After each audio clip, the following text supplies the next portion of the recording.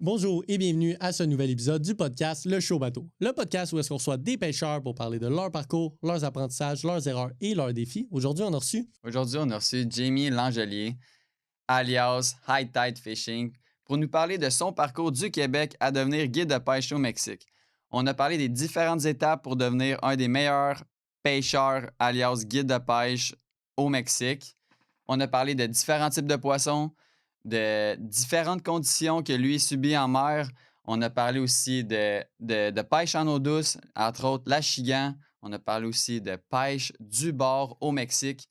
Bref, il y a tellement de points. Tout ça mixé avec plusieurs histoires. C'est un podcast tellement intéressant. Il y a tellement de points qu'on a parlé. Bref, je ne peux pas tous les énumérer. C'était vraiment intéressant. As-tu quelque chose à rajouter, Steven? Moi, je te rajoute que pour de vrai, j'ai aimé ça. Ce qui est le fun, c'est que Jamie, il nous a écrit parce qu'il a vu le podcast puis il tripait là-dessus directement du Mexique. Donc là, moi, ça, je trouve ça vraiment cool. Il est venu là, il était vraiment content. Puis les histoires qu'il racontait, ça m'excite tellement. J'ai tellement envie d'aller découvrir ça, moi, la pêche au Mexique grâce à lui, là. Ah ouais, moi, ça m'a fait triper.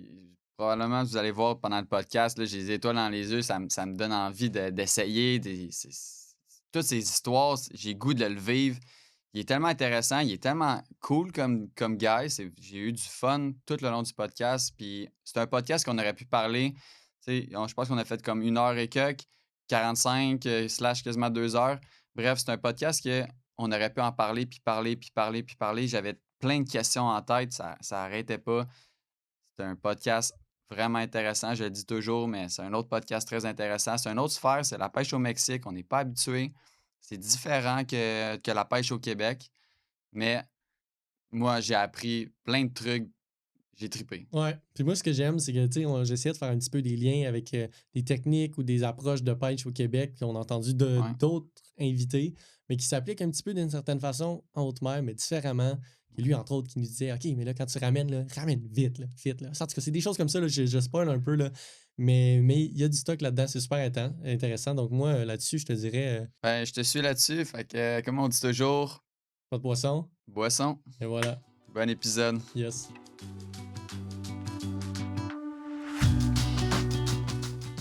On passe ça. On passe ça. Aujourd'hui, on est avec Jamie Langelier de High Tide Fishing.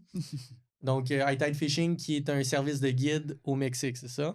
Exactement, c'est notre service, pas juste de guide de pêche, parce qu'on offre vraiment ce qui est un forfait tout inclus. On part, on vous ramasse à l'aéroport, on vous amène à la maison directement. On a un chef qui est là toute la semaine. Vous arrivez, on vous fait votre petit guacamole, un petit drink. En ce moment, la maison direct sur la plage, c'est spectaculaire. Ok. Puis ce qu'on fait normalement, c'est un forfait avec 3 jours de pêche par semaine. Ça, c'est le classique. Fait que vous restez 7 nuits, 3 jours de pêche. Fait que ce que ça fait, c'est une journée de pêche, une journée de repos. Une journée de pêche, une journée de repos. Le monde ne sont pas trop habitués. Ils me disent on veut pêcher tous les jours. C'est pas la même affaire en mer. Ça OK. prend une journée entre. On fait Ah. des journées de 12 heures, on peut faire 100 000 de bateau dans une journée. Ça prend bien de l'énergie. Mais pour revenir à High Tide, c'est ça, c'est moi, mon père et ma grand-mère au Mexique. Moi, j'étais en charge de la pêche. On a 2 bateaux. On a un 27 pieds et un 33 pieds. Puis ça fait depuis 2018 déjà que ça roule. OK. La grosse pêche en haute mer, classique, les espèces marlin, thon, espadon, poisson coque et plus. Mais je pense que ce qui nous différencie vraiment, c'est surtout le fait que c'est tout inclus. On a beaucoup de gens au Québec qui sont un petit peu moins habitués de voyager, d'aller ailleurs. Puis le fait qu'on prend tout en charge, tout arrive avec ta valise, ton linge. Je pense que c'est vraiment ça qui fait que High Tide, c'est une grosse différence. Ça fait que les gens ont plus confiance. C'est plus facile de dire OK, on va aller faire ce gros trip-là avec justement des Québécois qui sont au Mexique depuis longtemps, qui sont établis. Mais c'est ça l'affaire, parce que là, assurément, là, maintenant, tu parles espagnol, mais t'sais, on se dit, OK, un guide de pêche au Mexique, on s'attend pas à Jamie qui est québécois, là. Ouais. Non, non, c'est pas classique, effectivement. Il y en a pas beaucoup. C'est sûr que de plus en plus, là, les jeunes, ça considère s'éloigner de la maison, sortir du pays, faire leur truc, mais il y en a pas beaucoup de Jamie, effectivement, qui guident au Mexique. Mais je pense que c'est ça qui fait aussi que c'est mon avantage parce que je suis arrivé là-bas avec une mentalité qui est complètement différente. Il y a des très bons pêcheurs là-bas. Il y a un petit peu moins de mentalité nord-américaine de réseaux sociaux, de publicité, tous ces trucs-là. C'est plus un système old school où que les gens vont vendre des voyages sur la plage. Tu sais, toi, tu t'en vas à ton tout inclus, puis tu vois le fameux vendeur qui vient, puis un tour de pêche. Puis là, ce vendeur-là, mais lui, il est affilié avec 3, 4, 5 bateaux. Il travaille pour eux autres, il vend les voyages. C'est un système qui convient plus ou moins parce que le vendeur, lui, veut faire le plus d'argent possible. Fait que là, toi, tu lui dis, hey, la pêche est bonne. Ben oui, la pêche est débile. C'est le meilleur qu'il n'y a pas. Ouais, c'est ça. Tu sais, il va toujours te dire ça. Puis il va t'envoyer avec un capitaine. Là, t'arrives avec le capitaine, c'est d'autres choses. Même si le gars, il est bon, le système pour se rendre au gars, il est déjà moyen. Mm. Fait que moi, c'est la plus grosse avantage que j'avais, c'était d'arriver avec cette mentalité-là que justement, j'avais 22 ans, puis je regardais beaucoup comment que les nouvelles entreprises se développent, les réseaux sociaux, tout ça. Je prends mon téléphone, Puerto Vallarta Fishing, il n'y a rien qui sort. Il n'y a rien de professionnel puis d'organisé qui sort. Tu sais, oui, il y a 3-4 charters avec 10 reviews, puis, mais il n'y a rien d'autre. Fait que je me dis, il y a quelque chose à faire là, définitivement avec ce fait que c'est pas exploité du tout du côté technologie. Mhm. Puis là, après ça, ben, il a fallu que j'apprenne à pêcher là-bas. Ça a été Ouais, c'est ça. la partie un petit peu plus touchée, là, justement. C'est beau les réseaux sociaux, tout, mais il faut que tu pognes du poisson au final. Tu sais. Ouais. Ouais. Mais là, Parce- c'est Vas-y. ça que tu t'as dit. T'es rentré là à 22 ans, mais comment toi, Jamie, t'es arrivé à moi, je me pars ça à 22 ans? C'est quoi ton parcours par rapport à ça? Ouais. Moi, j'ai été chanceux pour vrai. J'ai eu une enfance, une belle enfance, puis on allait au Mexique à chaque année. Littéralement, là, depuis que j'ai 1 an, j'étais allé au Mexique à toutes les années.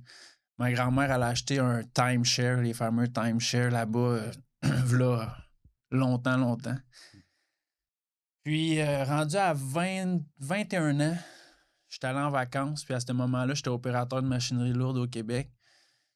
Puis là, j'ai fait ma petite pêche de la plage, je tripais, puis à chaque année, évidemment, on faisait un charter, on payait un bateau, puis on allait à la pêche.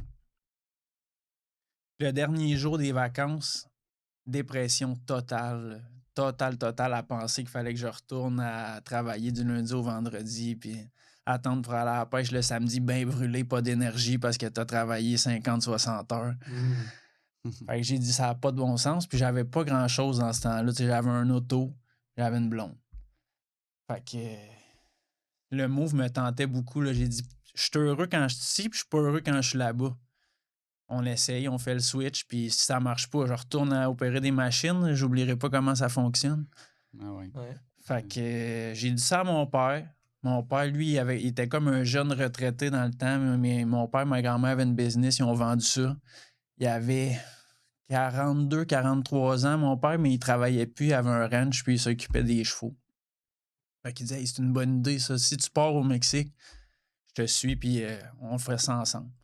Ah, là, ça commence à être plus facile. Là, ouais. Parce que moi, juste vendre mon char, il fallait me louer un appartement, acheter un bateau. Si ça n'aurait pas été si simple que ça, là, sans mon père, mettons. Ah ouais. Fait que là, on dit ça à ma grand-mère. Ma grand-mère, elle a passé déjà l'hiver là. Elle a dit, ben là, je veux pas passer l'hiver à l'hôtel, puis vous autres, vous allez vivre là. Fait que je vais embarquer avec vous autres. Fait que là, je dis, wow, là, ça commence à être sérieux. Là. Ah, On commence ouais. à. Hey, On c'est commence fun, à ça. jaser. Là. Fait que c'est justement mon père là, qui a pu me propulser à faire ça parce que financièrement, j'aurais pas pu tout seul. Là. Au Mexique, t'as pas accès à aucun financement, puis encore moins quand tu viens juste d'arriver. Fait que c'est vraiment. Je prends un moment pour remercier mon père qui va regarder ça. Là. Puis ma grand-mère. Sans vous autres, c'est pas possible. Après ça, ils reconnaissent que je suis le gars le plus travaillant qu'il n'y a pas. Là. Après ça, c'est moi qui ai bâti mes trucs, mais Ouais. un gros merci à eux autres pour m'avoir aidé au début. Mais c'est incroyable, là, Ouais. déjà là, juste que tu me dis ça, c'est OK, là, tu as eu ce rêve-là, tu te rendais compte, OK, moi, quand je m'en vais là-bas, je suis bien, là, je suis heureux, puis tu sentais que c'était ta place. Ouais. Tu dis, OK, parfait, je veux faire ça. T'en parles à ta famille, puis ils disent, On on embarque. embarque. Ouais, On c'est embarque. vraiment. Ça, c'est cool aussi, là. C'est pas typique, là. Tu sais, Non. mettons, un monsieur de 40, ma grand-mère de 65, les deux super willing, là. Ouais, c'est une bonne idée. Puis ils ont pas, ils ont pas pensé ou rien. Les deux, comme moi, on dit, on le fait, let's go. Ouais, c'est vraiment cool, c'est inspirant. Ouais. Puis là, quand t'es arrivé au Mexique, mettons la première année, t'es arrivé, Là, ça a été quoi un peu ton planning, là, tu sais, parce que là, comme tu dis, fallait-tu te bâtisses de quoi? Fallait-tu commencer, veux pas, à pêcher, Ouais. connaître un peu... comment ça s'est déroulé? Ben, ça s'est déroulé qu'au début, là, j'ai comme tombé ses nerfs parce que, tu sais, veux pas, faut que tu apprennes, faut que tu vives la vie toute, mais faut que tu gagnes l'argent. Là. Tu sais, Mhm. tu peux pas, Ouais, c'est vrai. Ouais. tu peux pas durer si longtemps que ça sans gagner d'argent. Oh. Fait que, on est arrivé là au début. Puis le gars à qui on a acheté le bateau, on lui a acheté un petit peu plus cher que le prix. On savait qu'il était un peu trop cher, mais on lui a dit le premier mois, viens pêcher avec nous autres. Et montre-nous un peu le terrain, puis comment ça fonctionne, ci, puis ça. Fait qu'on a fait un mois, on pêchait avec lui tout le temps. OK. Mais tu sais, aujourd'hui, quand je regarde en arrière, ce gars-là, c'est pas un bon pêcheur, là, tu sais. Honnêtement, là, tu sais, il est bien gentil, c'est pas un bon pêcheur. Tu sais, oui, il nous a montré beaucoup plus que ce que nous autres, on savait, parce que ça reste qu'il était beaucoup meilleur que nous autres. Mais en regardant ça aujourd'hui, c'est pas... mettons, ça n'a pas été trop long de le dépasser. Là. Ok. C'en est un des gars que justement cette culture-là de pas gaspiller d'essence, puis de pas, tu sais, d'économiser, puis pas de fourrer le tourisme, mais quasiment. Là, tu sais. Ah ouais. Il y en a beaucoup qui ont une mentalité comme ça de... C'est des gens qui sont de passage. Ouais. Fait que ce qu'il faut faire, c'est d'en prendre le plus qu'on peut parce qu'ils sont de passage, puis ils reviennent pas, là, tu sais. Mhm. Fait qu'ils ont cette mentalité-là de faire un peu pas ce qui est nécessaire pour prendre du poisson, justement. Là. Ok. Mais pour en revenir à ce qu'on a fait au début, là, ça a été vraiment, vraiment cool parce que j'ai comme, au début, eu le stress de faut que je fasse de l'argent. Après ça, j'ai eu une phase comme pourquoi tu veux de l'argent? Tu sais, t'es au Mexique, tu fais du surf, tu vas à la pêche, t'as pas nécessairement besoin de tant d'argent que ça. Fait que je me suis relaxé un peu. Puis après ça, c'est quand même intéressant la façon qu'on a commencé à avoir des clients avec le charter. C'était avec la plateforme Fishing Booker, OK. OK. qui est comme Airbnb de la pêche, si on veut. OK. Qui est une plateforme qui prend un pourcentage de ton voyage, mais qui te met sur sa page parce que sont super bien positionnés. Là. Tu vas sur Google, justement, tu écris Fishing Puerto Vallarta, ça sort Fishing Booker, puis là, tu as tous ces trucs-là. Fait que ce que tu fais, c'est que tu leur donnes soit 10, 20 ou 30%. Là, selon ce que toi, tu leur donnes, ils te positionnent dans leur liste. Fait qu'au début, ben, tu sacrifies. C'est pas mal ça, là, les profits, là, 30%, mettons, mais tu le sacrifies au début. Puis après ça, ben, ça te met dans le monde de la pêche. Puis après ça, nous autres, on a laissé Fishing Booker. Là, puis Mais ça a pris, là. Au début, on n'avait pas beaucoup de voyages. Là. Puis on chargeait pas cher. Là. OK. C'était fou. Là. On chargeait comme 60$ de l'heure. Là. OK. T'sais, pour un bateau de 27 pieds avec 2 gars, là, tout l'équipement de pêche, tout, là, 60$ une fois que tu as brûlé du gaz, puis tout. Mais on voulait se faire connaître, puis on voulait que le bateau bouge, puis on voulait apprendre aussi. Fait que même si on gagnait pas tant d'argent, on avait l'opportunité d'apprendre sans payer d'argent. Fait que, tu sais, puis en même temps, apprendre à avoir des gens avec toi dans le bateau, puis tout. Puis, au début... ça fait combien de temps que t'es guide? Il a commencé le mois passé. Ah ouais, c'est sûr. À un moment donné, faut que tu commences, c'est ça. Il n'y en a pas de... ouais, puis là, le monde commençait à se poser des questions, tout ça, mais au final, on offrait des bons résultats quand même. Ouais. Mais ça a énormément changé. Là, au début, pour nous, aller 40 000 au large, on y allait 3 fois par année, là, parce que c'était intense. Là, pour nous autres, aller en mer, 40 000 au large... c'est pas trop. Tu vas pas appeler Coast Guard là-bas, ils vont venir te chercher. Là, pas personne vient te chercher à part tes chums. Parce que c'est ça, parce que là, toi, t'arrives, exemple, dans cette situation-là, puis t'avais-tu une expérience de bateau autre? Pas vraiment. Non? Classique, mettons, Weekend Warrior qui va à pêcher avec ses chums. Chasser aussi. J'aimais beaucoup ça, mais de dire que j'avais une grosse expérience en bateau puis en pêche, ça serait faux. Là. Ah ouais? Ça serait faux. C'est sûr que ça faisait des années que je pêchais l'achigan puis ci puis ça, mais ça n'a pas beaucoup d'avantages à part que tu sais caster ces trucs-là, mais être un capitaine en mer, c'est vraiment différent. Tu vas avoir des trucs qui vont arriver. Là, tu vas avoir un moteur qui fonctionnera plus avec des clients à bord à 30-40 000 au large une journée. Tu vas avoir ton vivier qui marche plus, tu t'en vas, tu n'as pas d'appât pour la journée. Tu vas avoir ci, tu vas avoir ça, toutes sortes Toutes sortes de situations. J'imagine que des fois, le niveau de stress doit monter là, par rapport à ça. Surtout au début, là, quand tu as eu tes premiers problèmes. Là. Ouais. Avant hier, on est arrivé. Ouais, parce que là, On explique un parle. petit peu la situation. Parce que Explique ça comment. les gens, ils sont pas au courant. Là. Ouais. Ben, on est arrivé, nous autres, au Québec là, ce matin à 7 h. On a volé toute la nuit, puis on est arrivé ce matin à 7 h. On a dormi durant la journée, puis on était bien contents de venir faire un podcast. On a de la belle énergie. Présentement, il est 7-8 heures en ce moment. Ouais. Le soir. Yeah. Ouais. Fait que là, tu disais que hier, Ouais, avant hier. Ouais. J'avais mon dernier petit voyage avant de m'en venir, puis un bon client, tout. On le ramasse à 5h30. On sort de la marina, puis on arrive pour sortir. Puis c'est comme un. Tu sais, je sais pas si vous avez déjà vu des shows de Wicked Tune-Up, tout ça. Là, quand ils sortent, des fois, il y a de la vague à côté, là, puis c'est compliqué un peu. Ben là, c'était comme ça. Il faisait noir comme c'est en pleine nuit. Là, j'arrive pour sortir, puis les vagues commencent à briser en avant, des vagues de 4-5 pieds. Ça brise tout le long pour sortir de la marina. Mais là, j'étais déjà pogné, j'étais comme dans le channel. Là, je dis au client en partant à 5h30, accrochez-vous. Fait que là, je gaze ça un peu, puis le nez du bateau se lève, passe par-dessus la première vague, pas de trouble. Je regarde la prochaine, elle ne brisait pas encore. Mets ça au fond, passe par-dessus. On réussit à sortir. Bon, c'est rough un peu, excusez-moi, c'est qu'on s'en va. Comme je dis ça, un éclair, mon gars, là, mais tu sais, un éclair, là. Oh, ouais. Bon, c'est un éclair, pas si près. Ça part tout le tour de nous autres, les éclairs, mon gars. On vient juste de partir. Il est 5h30 le matin, il se met à mouiller à Sio. Les éclairs tout le tour de nous autres. Puis là, moi, je m'en allais. J'avais un voyage de 10 heures, fait que je m'en allais 40 000. Mais là, j'ai dit au gars, on va mettre ça en stand-by, on va attendre un peu que ça passe. 2 heures de temps. De 5h30 à 7h30 à la pluie avec les éclairs tout le tour. On n'était pas loin du bord, tu sais, fait qu'on n'avait pas trop peur. Mais ça reste que. Tu sais, le gars, il s'est dit, hey, je pensais pas risquer ma vie aujourd'hui. Excuse-moi, ça me fait sentir mal un peu, mais on est resté direct au bord, puis honnêtement, on a été chanceux. On a attendu 2 heures, ça l'a passé. On est sorti, on est arrivé, on a pogné nos appâts, on a pris un marlin. Ça a pris à peu près 20 minutes, puis on s'est en revenu. Ah ouais, le gars, sa journée était faite, il avait jamais pris un marlin. OK.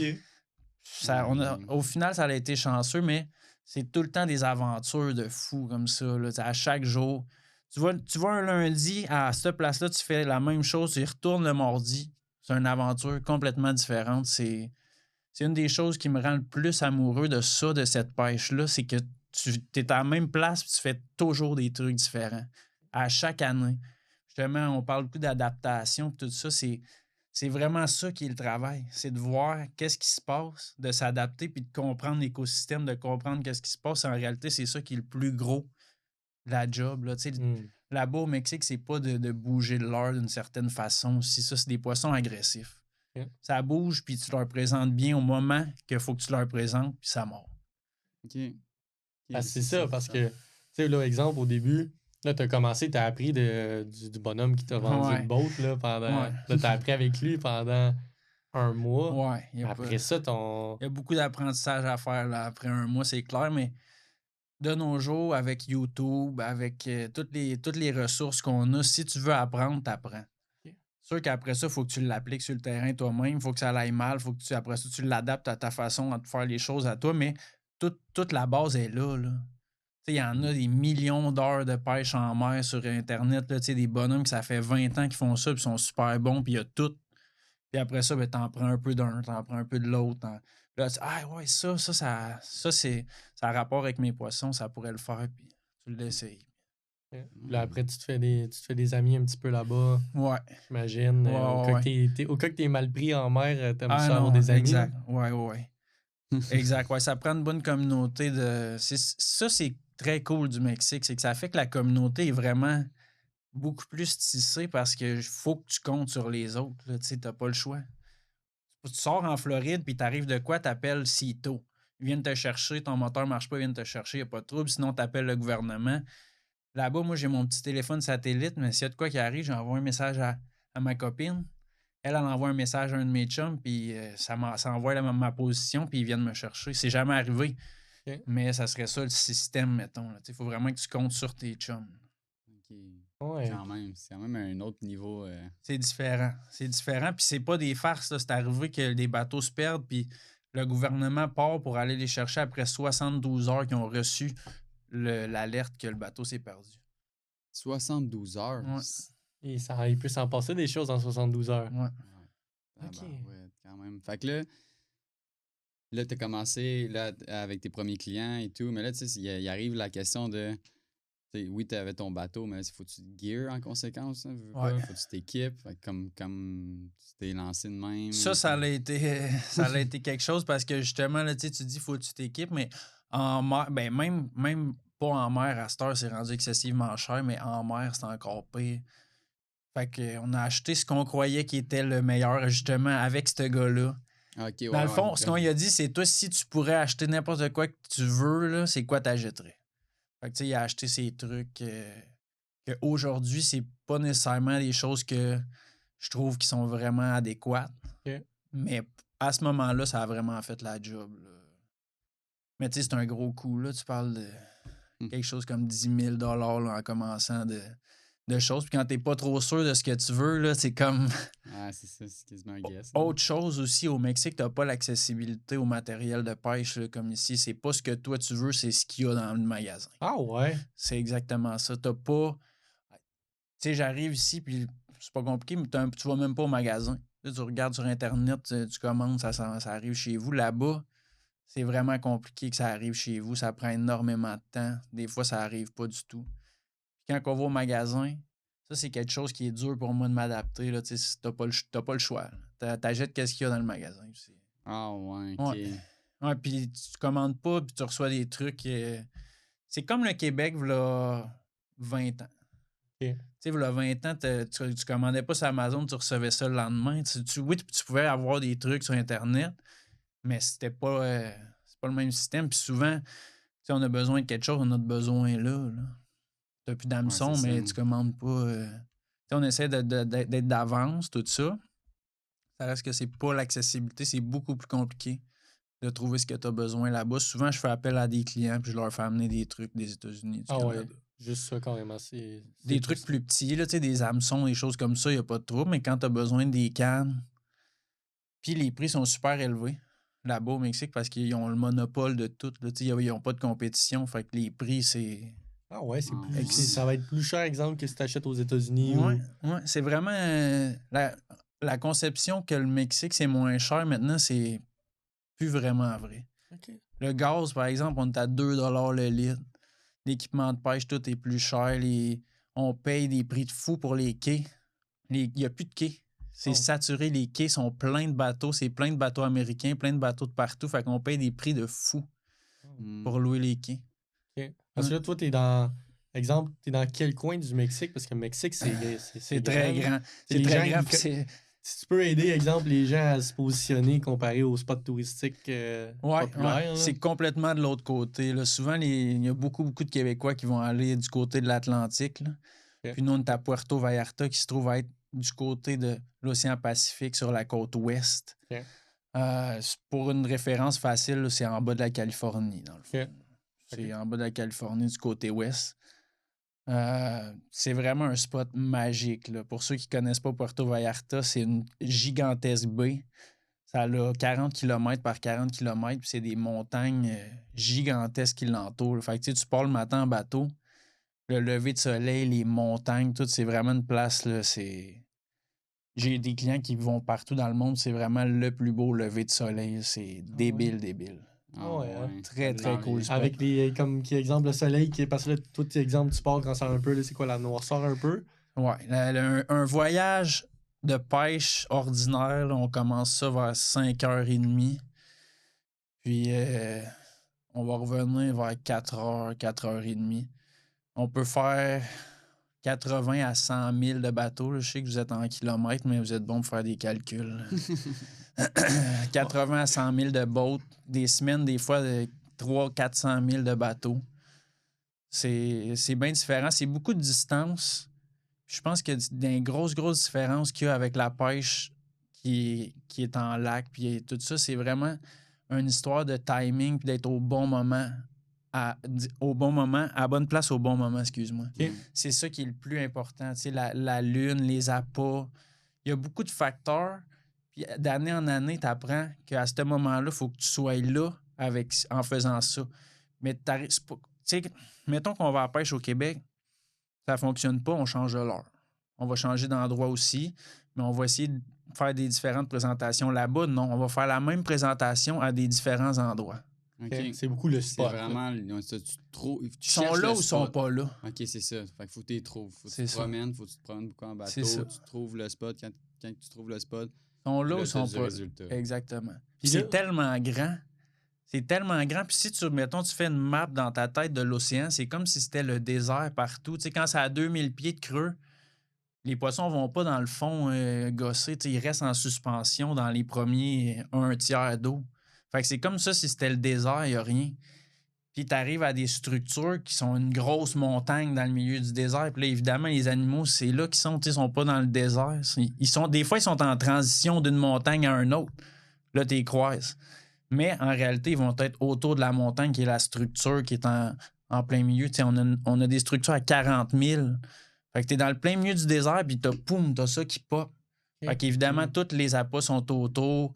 Tout ce qui est la majorité de la pêche est autour. Ça, c'est quelque chose que moi, j'ai découvert avec les années parce que justement, notre peddler du début du premier mois, mais lui, ce qu'ils font, c'est de la traîne. Tu sais, t'entends souvent ça. J'en ai gros des clients du Québec qui arrivent et ils disent « Hey, moi, je veux pas faire de la traîne toute la journée. » Puis c'est vrai que c'est pas tant le fun. Ouais, Fait qu'eux autres, ce qu'ils font, mais ils sont dans le désert puis ils traînent leur leurre puis leur truc puis ils espèrent croiser un poisson.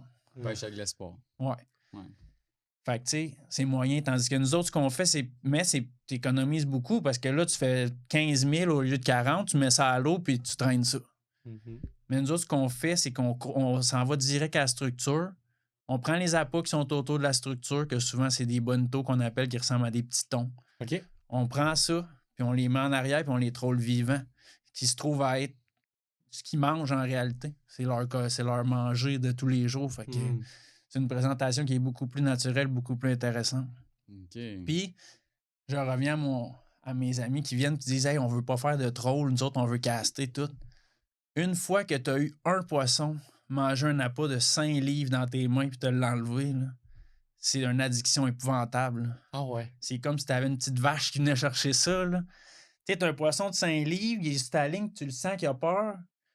Puis là, d'un bon coup, boum, ça te ramasse ça, un poisson de... Ça peut être 100 livres, ça peut être 500 livres. Puis là, tu mets le frein là-dessus, puis ça se met à spinner à 100 000 à l'heure, ça saute d'un bord à l'autre bord.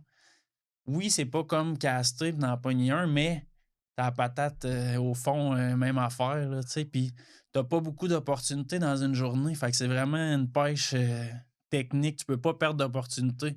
C'est pas si facile que ça non plus, tu sais, c'est d'apprendre à reconnaître parce que juste le poisson de 5 livres, là, le bonito, quand il a peur, t'as l'impression que t'en as un poisson, là, tu sais, il s'attire en fou, là. Ben oui.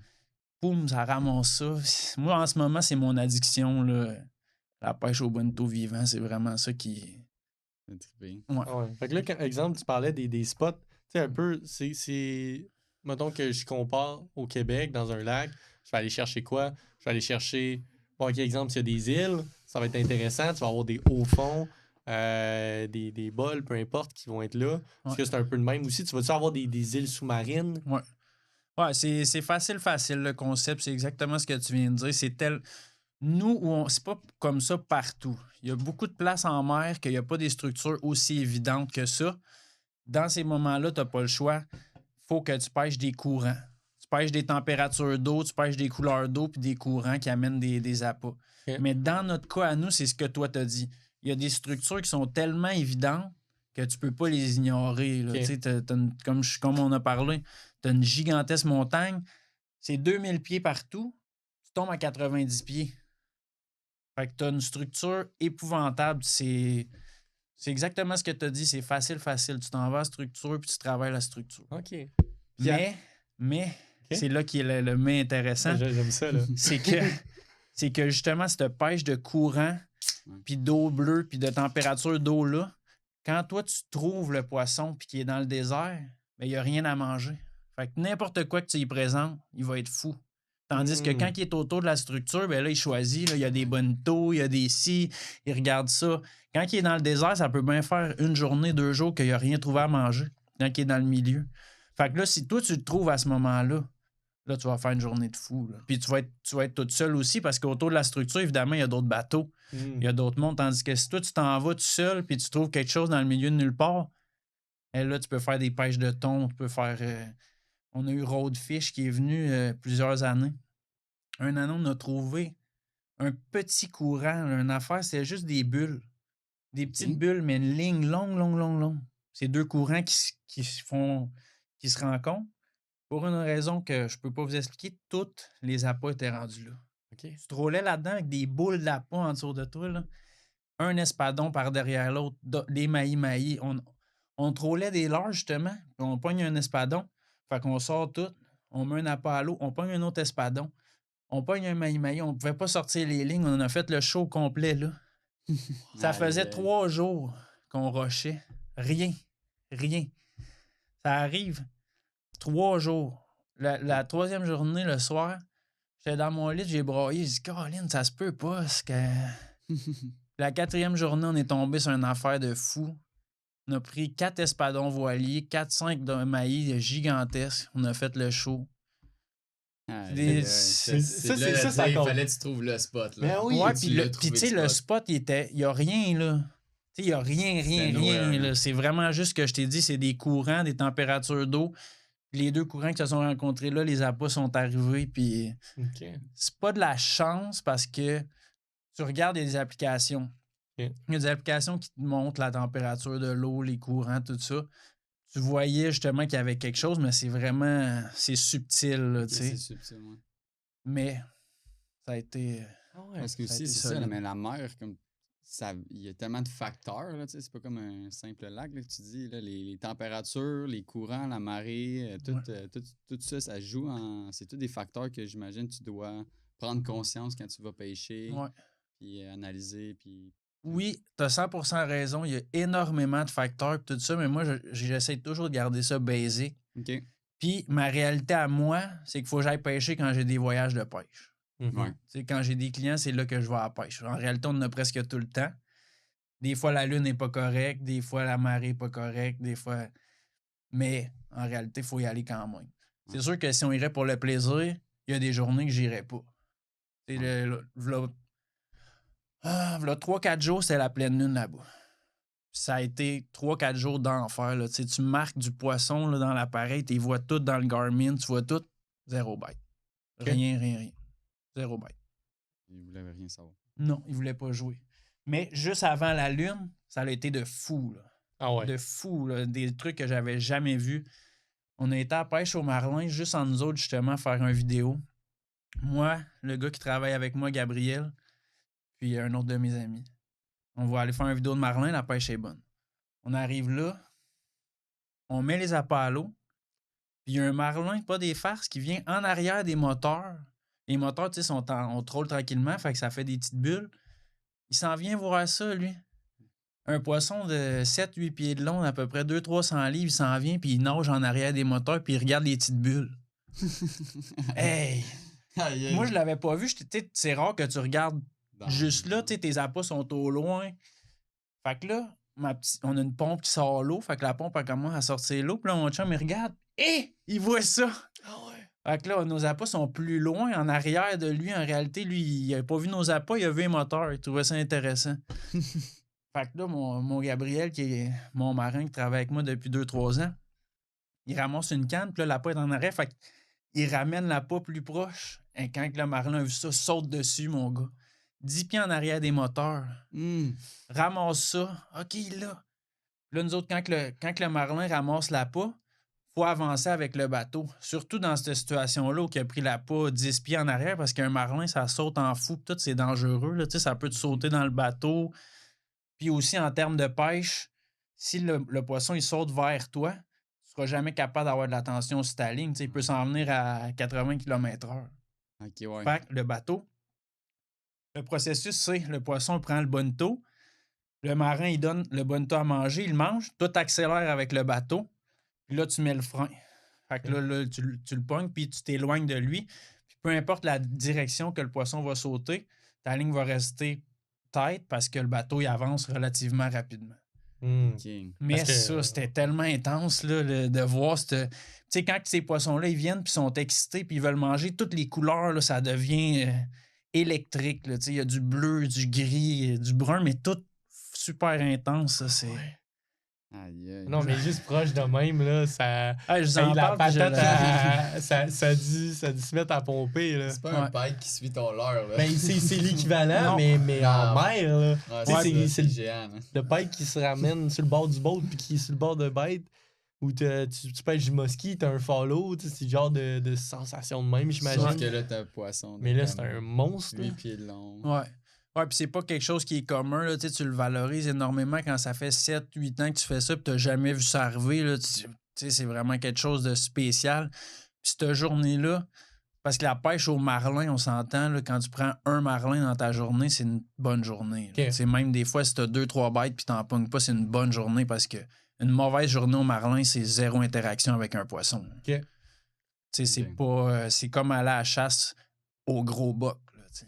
C'est la même chose. là. C'est pas quelque chose que tu dis on va faire ça, puis t'as plus de chances que ça marche pas que ça marche. Ok, ouais, C'est comme ça la pêche au marlin.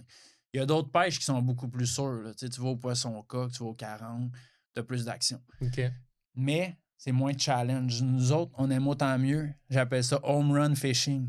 Ok. C'est soit que tu sors la balle du stade ou ben non, t'es strike out. Ok.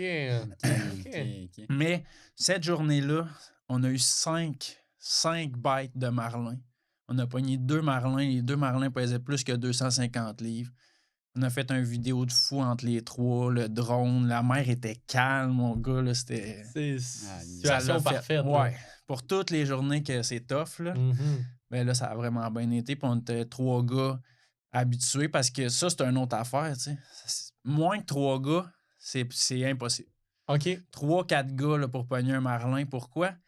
T'as un gars qu'il faut qu'il chauffe le bateau. Comme je vous ai dit, il faut que le bateau s'éloigne. Il faut que tu sois conscient de ce qui se passe, tout. T'as un gars qui est sur la canne. Puis là, quand t'approches le marlin, t'as un gars qui est sur le leader.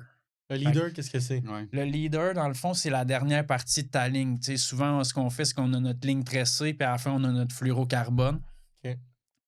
Le fluorocarbone mesure peut-être 10 pieds. OK. Fait que lui, son travail, c'est comme le plus intense. Là, tu prends le fil dans tes mains, puis tu commences à tirer le poisson de 200-300 livres vers toi. Tu sais pas s'il va pas virer fou, se mettre à sauter. Là, tu dois avoir des gants, quelque Ouais, chose. ouais, t'as des gars, mais sans farce, là, ça, c'est comme un petit rodéo, là. Tu sais, c'est intense, là, pour l'avoir vécu plusieurs fois. Quand t'es sur le leader, t'as l'adrénaline au fond, là. Ah ouais, ben là, tu ramènes le Il est monstre, aussi là. gros que toi, puis il a une épée d'en face, là, tu sais. C'est ça, là. Ouais. Il est aussi gros que toi, il a une épée d'en face, puis il veut pas mourir, là. Dans mon cas, il est pas mal plus gros que moi. Ah ouais, fait que là, toi, tu dois comme le wincher parce que, tu sais, j'ai vu dans des vidéos, il y a certaines vidéos, est-ce que il y a certains poissons que les gens vont comme les piquer un peu, les ça, ramasser avec un genre de crochet. C'est une gaffe, ça. On appelle ça une gaffe.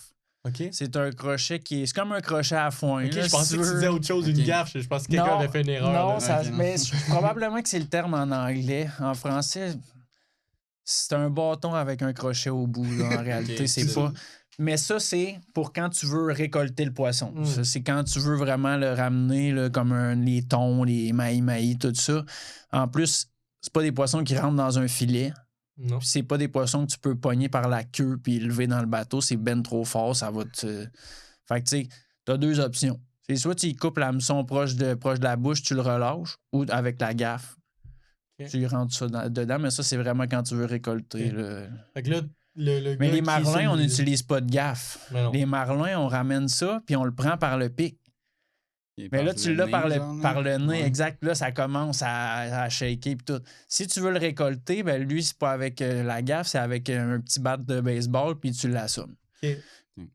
Fait que là, moi, souvent, c'est au choix des clients. là. Mhm. Parce qu'on offre aussi ce service-là. Les gens, on leur fait leur filet, on empaquette tout sous vide, puis eux autres, ils repartent avec ça chez eux, soit au Québec, aux États-Unis, n'importe où. là. OK. Ouais, c'est- Fait que c'est ça. On a gros des gens, là, comme dans la culture de pêche du Québec, qui veulent relâcher leurs poissons, mais on relâche les poissons. Puis dans ce temps-là, on utilise des circle hooks. Ok. C'est un hameçon qui est fait pour relâcher. OK. Les hameçons normales qu'on connaît ont une forme de J. Mhm. Ça, c'est un hameçon plus agressif qui va se prendre n'importe où dans la gorge, n'importe où dans les branchies. Le circle hook, c'est un hameçon qui est vraiment fermé. Comme ça, là, il reste presque pas d'espace. Puis la seule place qui va s'accrocher, c'est dans la lèvre. OK. Sinon, tu le perds, le poisson. Fait que t'as moins de chances que le poisson il reste, mais s'il reste, tu vas pouvoir le relâcher sans y faire aucun dommage. OK. Puis, en même temps, pour certaines espèces, les thons, ça a des petites dents. Ça a une ligne de petites dents sur le bord de la bouche. Fait que si tu le pognes avec un hameçon normal, puis l'hameçon il est dans le fond, il va couper ta ligne. OK. Tandis que si tu le prends avec le circle hook, l'hameçon va être direct dans le coin de sa bouche, puis le fil, il touchera pas à sa bouche. Fait que c'est la seule façon OK. de les prendre. C'est ça. Mais c'est solide. Pourquoi? Parce qu'il faut que tu le prennes de la bonne grosseur pour qu'il fait le tour de l'os. OK. Ça se ramasse bien comme il faut dans le coin. Une fois que tu l'as pogné, tu le perds pas. Mais c'est dur de faire le hook set. Parce que l'hameçon est complètement fermé. Fait que si ton poisson, il vient, il mange, puis le bateau est ici. Ton poisson, il mange, ton hameçon, il est fermé, mais tu vas y sortir de la bouche. Tandis que si c'est un J-hook, tu vas y pogner. Mais fait qu'il faut que ton poisson, il vire de bord, puis il nage de l'autre côté, puis là, l'hameçon, il va être parfait. OK. Ouais. C'est un peu différent, mais c'est quelque chose de pas mal important en mer, le J-hook, circle hook. OK. Ça, c'est un des Pour trucs. certaines espèces. Même chose des poissons coques. C'est une espèce qu'on tue pas. C'est quoi ça, exemple? Un poisson coq, là, c'est un des poissons les plus cool qui existent. Là. Honnêtement, c'est un poisson qui, pour ceux qui le connaissent pas, là, allez regarder ça sur. Allez chercher ça, un poisson coq. Ça ressemble à un zèbre, un poisson qui est tout zébré, avec un aileron sur le dos, épouvantablement grande. C'est un poisson spectaculaire. Là. Est-ce qu'en anglais, c'est un rooster un fish. rooster, OK, c'est ça. Moi, je le connais sous le nom de rooster. Ouais. Il y a bien du monde qui cherche ça. Là. On a reçu, entre autres, Luc Bonneville qui nous a raconté ça, entre autres. Là. C'est excessivement recherché. C'est un des... Moi, de mes clients, là, j'ai des gens qui viennent d'Europe, d'Australie, d'Afrique. C'est ça qu'ils veulent prendre. Okay. Pourquoi? Parce que des marlins, il y en a là-bas. Okay. Des thons, il y en a. Mais des poissons coques, il y en a juste sur la côte ouest, dans le Sud-Amérique, côte ouest. C'est la seule place que tu en trouves. C'est un poisson qui est... Pour ceux qui connaissent les carangues, c'est comparable à une carangue. C'est un poisson qui est extrêmement fort, extrêmement combatif, mais ça vient énorme. Là. La semaine passée, avant qu'on parte, on a pris un poisson de 62 pouces, un poisson coq. Ça a été... la madame, ça a été le combat de sa vie. Là, elle venait de Caroline du Nord. Puis il pêche des petits poissons. Puis elle était pas prête. Là. Ah non, elle était pas Elle prête. était pas prête. Là, on est arrivé, ça a pris 5 minutes. On a été extrêmement chanceux. Poum, ça décolle avec un appât vivant, justement, puis un circle hook, parce qu'on ne veut pas les tuer. Puis là, ça vide quasiment le moulinet au complet, là, 300 verges. Ouais, ça doit être lui. C'est le gros poisson coq. Eux autres, c'est ça qu'ils voulaient. OK. Là, ça commence. La madame, ça fait comme 10 minutes, 15 minutes. Là, la petite patte commence à y shaker. Parce que, tu sais, c'est pas juste que t'es fatigué, c'est parce que là, t'es dans une situation complètement inconnue. Là. Ça prend beaucoup d'énergie. Parce que là. t'es nerveux, là. Tu sais pas ce qui va se passer.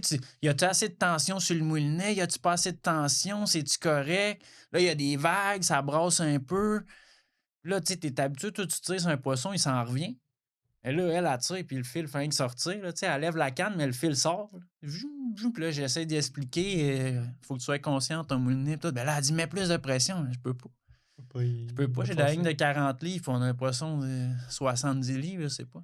Fait que là, la madame, elle combat ça, puis on réussit à le ramener. Une affaire de fou. Là, 62 pouces, c'est plus que 5 pieds de long. Ça a la tête large comme ça. Son panache. Là, ouais. Je sais pas comment t'appellerais ça. C'est comme un aileron. Là, je te dirais en français. En anglais, c'est un fin, mais moi, c'est un de mes poissons préférés. Okay. C'est un poisson, ça, justement, là, pour mes gens qui adorent recaster. Puis justement, c'est comme une version gigantesque de la pêche à la chigan. Tu trolls sur le bord de la rive, puis tu castes à la rive. Okay. Jusqu'à temps que... Tu casses, ça arrive. Ouais.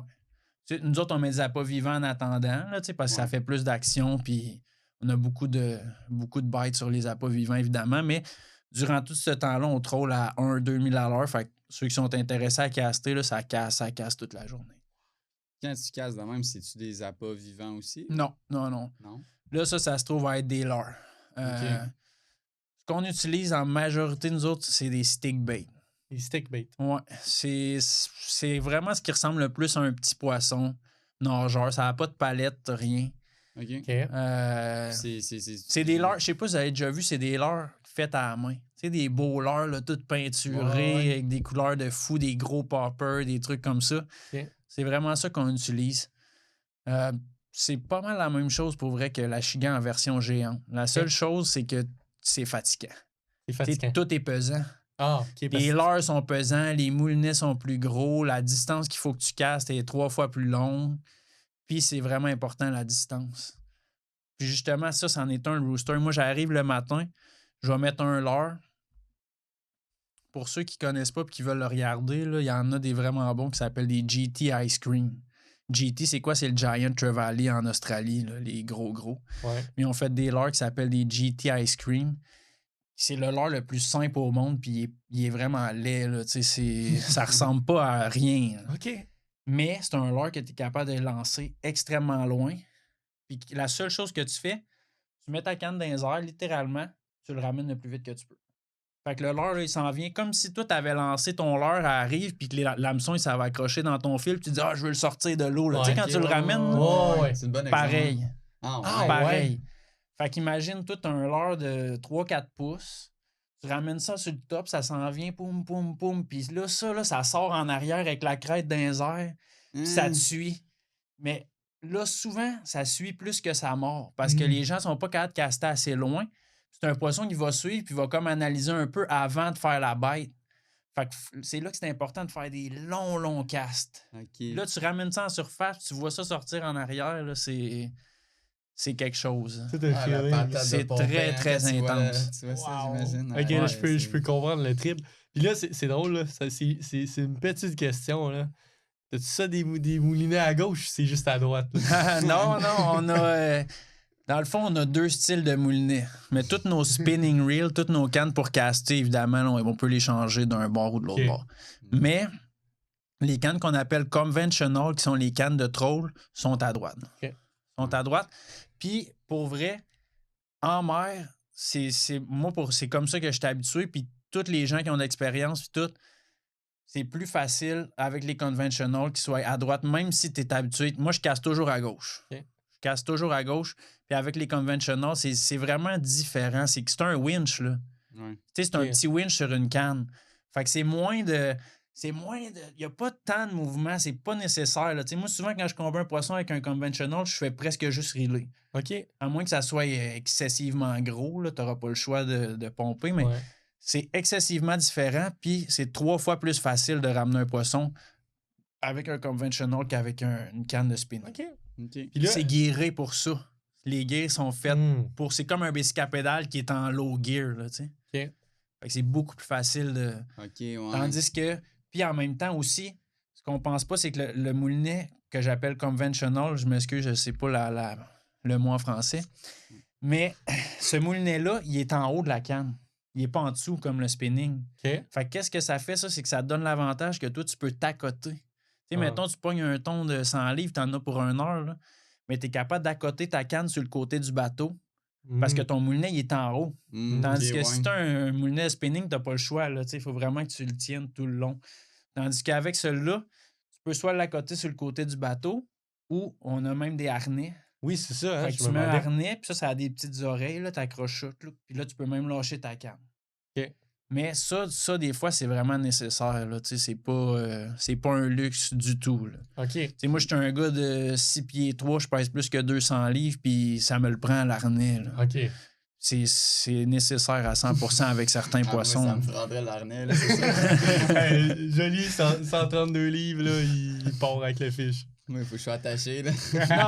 Non, on en a des petits gars qui c'est pas une histoire de grosseur. Là. C'est pas Ouais. ça. Justement, ma copine est capitaine de bateau, puis elle en ramène du poisson, puis elle est pas très grosse. Là. Ok. Mais c'est question de technique. C'est sûr qu'il y a de la force aussi, Mais ce qui fait la grosse différence tout le temps, c'est l'expérience. OK. Si tu l'as fait 100 fois, ton cœur, il bat à la même vitesse que si tu te brosserais les dents le matin. Là, tu sais. Fait que c'est là que tu es capable de garder de l'énergie. Tandis que si c'est la première fois, là, tu vois le bras bien tête, puis le bicep bien... Mais cette pêche-là, le bras bien droit, puis tu ne les as pas de ton corps. Tu te laisses descendre par en arrière, tu t'assis, puis tu ne les as pas de ton corps, parce qu'avec le bicep, oublie ça, là, c'est impossible. Là. Tu sais, on a des méchants... On a justement le classique, là, des gros gars de gym qui viennent là, des solides, puis ils sont pas plus capables que quelqu'un d'autre. Là. OK.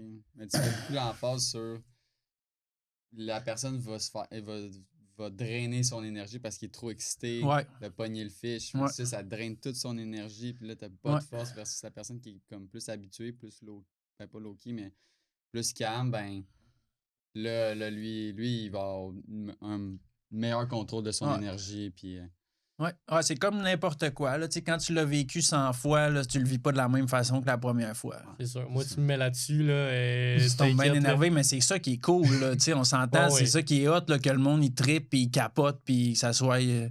C'est ça qui est cool. Là. C'est les premières fois que c'est le plus hot. Là. Après ça, ben, ça devient de moins en moins hot. Même si toi, tu le fais à chaque jour, je le valorise énormément. Mais je viens pas fou complètement comme au début. Là, c'est ça qui fait que tu deviens un bon capitaine aussi, puis que tu réagis au bon moment, puis tu vois les choses venir. Tu sais, ce qui se passe, c'est de l'avoir. Il n'y a pas 100 recettes. Tu le vis 100 fois.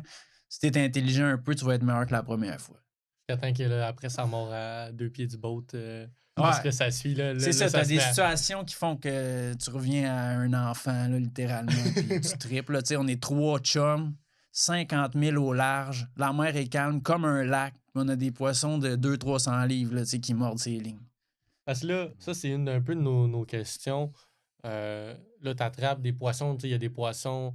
Là, tu parlais espadon, sailfish. Ouais, l'espadon, puis l'espadon, c'est un sailfish en anglais. OK, c'est ça. Nous autres, nos espèces principales qu'on vise, c'est l'espadon, le poisson-coq, les mahi-mahi. Mahi-mahi, qui est, je pense que si je ne me trompe pas, c'est le poisson vert, jaune, les couleurs là, épouvantables. Puis il paraît qu'au goût, c'est un peu comme le doré, d'une certaine façon, mais c'est comme le doré du Québec. Là, le poisson qui ça goûte pourrait bon. être comparable, exact. Là, mais c'est très bon, mais c'est un poisson qui ne goûte pas le poisson.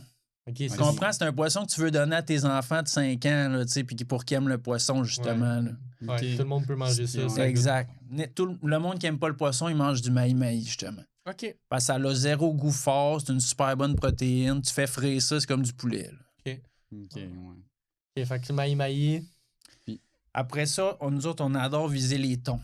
C'est des thons à queue jaune. OK, thons à queue jaune. C'est dans nos préférés, là, présentement, les marlins, les thons. Okay. On a des méchants gros spécimens, justement. C'est ça qu'on a découvert avec les plus gros appâts. C'est une mentalité qui est beaucoup différente parce que tu as moins d'action, mais on a découvert que c'est payant. Là, parce que quand tu en pognes un poisson de 100-200 livres, la journée est faite. Là. Les glacières sont pleines, tout le monde est brûlé. Okay. Fait que ça, c'est comme une adaptation qu'on a faite où, avant, au début, on visait beaucoup de petits fiches puis d'avoir de l'action.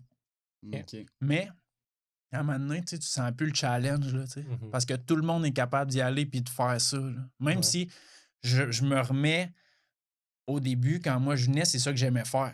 Parce que t'as juste une journée ou t'as juste 2 jours, t'as juste 3 jours. Tu veux que ça bouge, là. Tu veux de l'action. C'est ça.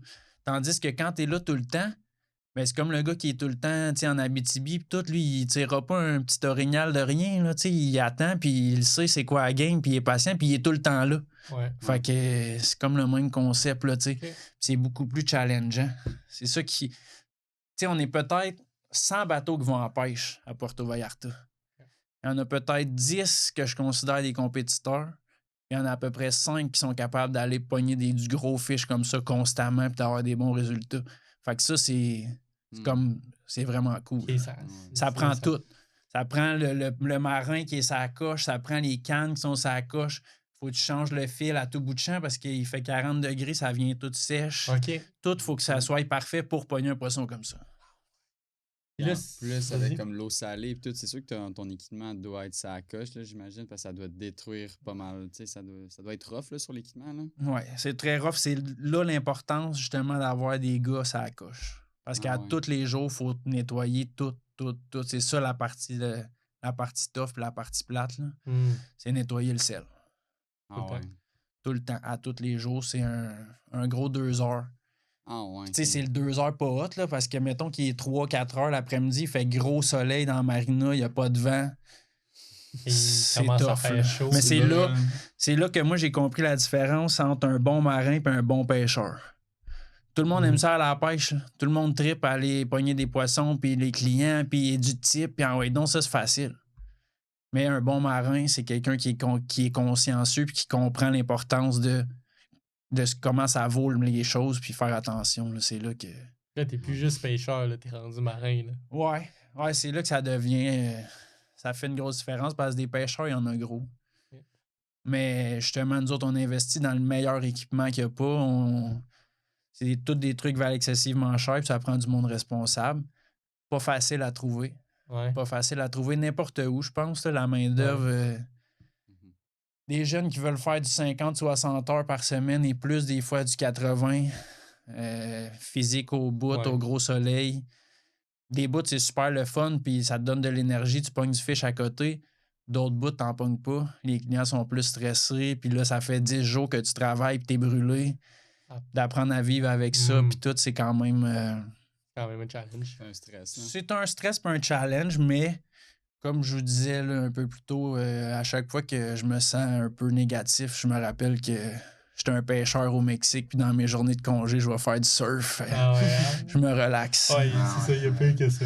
Ouais. Ah, vas-y. Ouais, ça, c'est une autre On est question bon parce que là-dedans, c'est là. loin en plus. mais Depuis tantôt, là, avec tout ce que tu dis, là, ça- je pense qu'il y a 150 questions qui m'ont popé dans le cerveau. Fait que là, je laisse à Jolie parce que souvent, je parle beaucoup. Là. Non, mais ça date de loin. Mais tu sais, quand tu me parlais tantôt de tes structures et tout, puis là, tu pognais tes merlins, mais tu sais, quand tu te fais bête, tu sais pas nécessairement c'est quoi que t'as avant de le voir. Là. Non. Fait que des fois, là, t'es là à ramener de quoi. C'est sûr que, mettons, si c'est lourd, mais j'imagine qu'il y a bien des poissons qui sont lourds, puis que Ouais. peut-être tu sais pas, ou tu sais, y a-tu comme C'est une bonne question. C'est une bonne des question. coups de tête ou des façons, Ouais. ou c'est parce qu'il sort de l'eau parce que tu le vois, ou tu sais, c'est Ouais. comment comme. Comment t'identifies Ouais. qu'est-ce qu'il y a? C'est sûr que Généralement, c'est ça. sûr que quand on y va puis qu'on met nos bonitos, on n'a pas 100 espèces qui vont mordre. On a un marlin qui peut mordre. On a un Cubera snapper qui se trouve être le gros poisson rouge là, avec Ok. les dents épouvantables qui ressemble justement à un achigan gigantesque. Ah, là. c'est un Ok. gros achigan. Gros achigan Snapper. rouge, là, ouais. On a ça, on a le marlin, on a le snapper, on a des gros maï-maï qui pourraient mordre, un espadon ou un thon. Ok. Un requin, 2-3 fois par année. On n'a presque pas. Ok. Fait qu'à partir du moment que, tu sais, c'est sûr que nous autres, dépendamment des derniers jours, du temps de l'année, tout, on a une certaine idée de qu'est-ce qui se trouve autour de la structure, Ok. mais on a toujours des surprises. Toujours des surprises. Justement, ce que tu dis, ça me fait penser au marlin qu'on a pris v'là 2 jours. C'est moi qui ai eu la chance d'avoir la canne dans les mains. Je mets le frein. Le poisson commence à sortir de la ligne toute, mais il saute pas, rien. On avait vu quelques thons. Fait que là, dans ma tête, je me disais, ça doit être un thon, là, tu sais. Puis il saute pas du tout. Il s'en allait par en bas. Bon. Mais là, à un moment donné, il y a un de mes amis parce qu'on communique beaucoup avec les radios, là, tu sais. Ok. Mhm. Puis un de mes amis qui était. Parce que le poisson, il était loin là, de nous. Il était peut-être à 300 verges. Ce serait ma meilleure. Fait que là, tu sais, tu vois pas vraiment. Mais là, il y a un de mes chums qui me parle au radio. Il dit, hey, c'est un marlin, et puis tout. Mais pour en revenir à ta question, je savais pas c'était quoi. Ok. Tu sais, je savais pas à 100% c'était quoi. J'avais vu des thons, fait que j'étais un peu confus. Je me suis dit, ça peut être ça. Souvent, tu pognes un marlin, il se met à sauter. Ben là, tu te casses pas la tête. là. C'est un marlin. Ouais, tu le vois sauter, c'est ça, parce que Marlin, ça peut sauter. Là. Ça peut sauter en fou, mais ça peut ne pas sauter du tout. Ce poisson-là qu'on a pris, il n'a pas sauté. Ok. Fait que je dis, ça doit être un thon. Finalement, c'est un marlin. Mais aussi, souvent, ce qu'on fait avec les appâts vivants, c'est qu'on les troll autour de la structure et non directement sur le top parce que c'est comme trop shallow. Là. Tu sais, 90 pieds, c'est vraiment pas creux pour des marlins et des thons, tout ça. Ok. Ok. Fait que ce qu'on fait, c'est qu'on va troller autour. Mais là, quand tu dis, OK, là, ça fait 2-3 heures qu'on troll, puis ça vient d'ol, tout, on passe par-dessus la structure de roche directement. Souvent, on utilise un downrigger. Ok. Fait qu'on va descendre l'appât plus proche du fond. Puis puis on va avoir d'autres appâts en surface. Mais là, quand on passe directement au-dessus des roches, ça, c'est la maison des snappers. Eux autres, c'est des poissons qui sont résidents. C'est pas des poissons migrateurs comme les marlins, les thons, tout ça. Ces poissons-là, ils restent dans les roches. C'est là qu'ils habitent. OK. Ils rentrent dans des grottes, dans des caves, puis ils restent là. Fait qu'eux autres vivent comme ça. Ils vivent dans leur grotte. Ils voient de quelque chose passer en haut, un bonneto, quelque chose. Ils sortent, ils le ramassent, puis ils retournent dans leur grotte.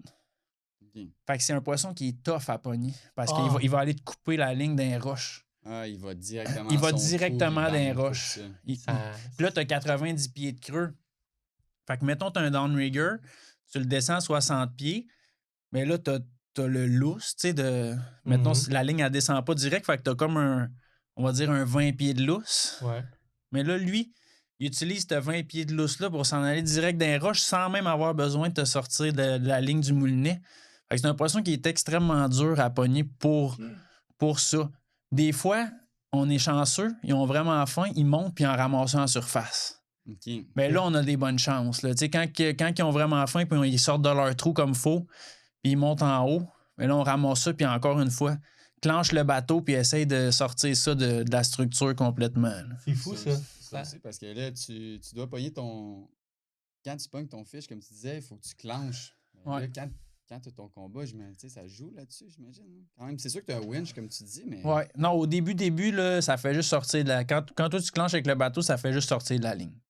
Ouais, c'est ça. Ça sort de la ligne en fou, puis tu sais, mettons, on va dire, tu as 20 livres de pression sur le moulinet.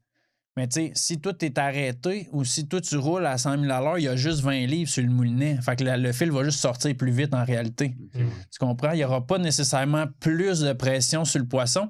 Ce que tu vas faire, par contre, c'est changer l'angle.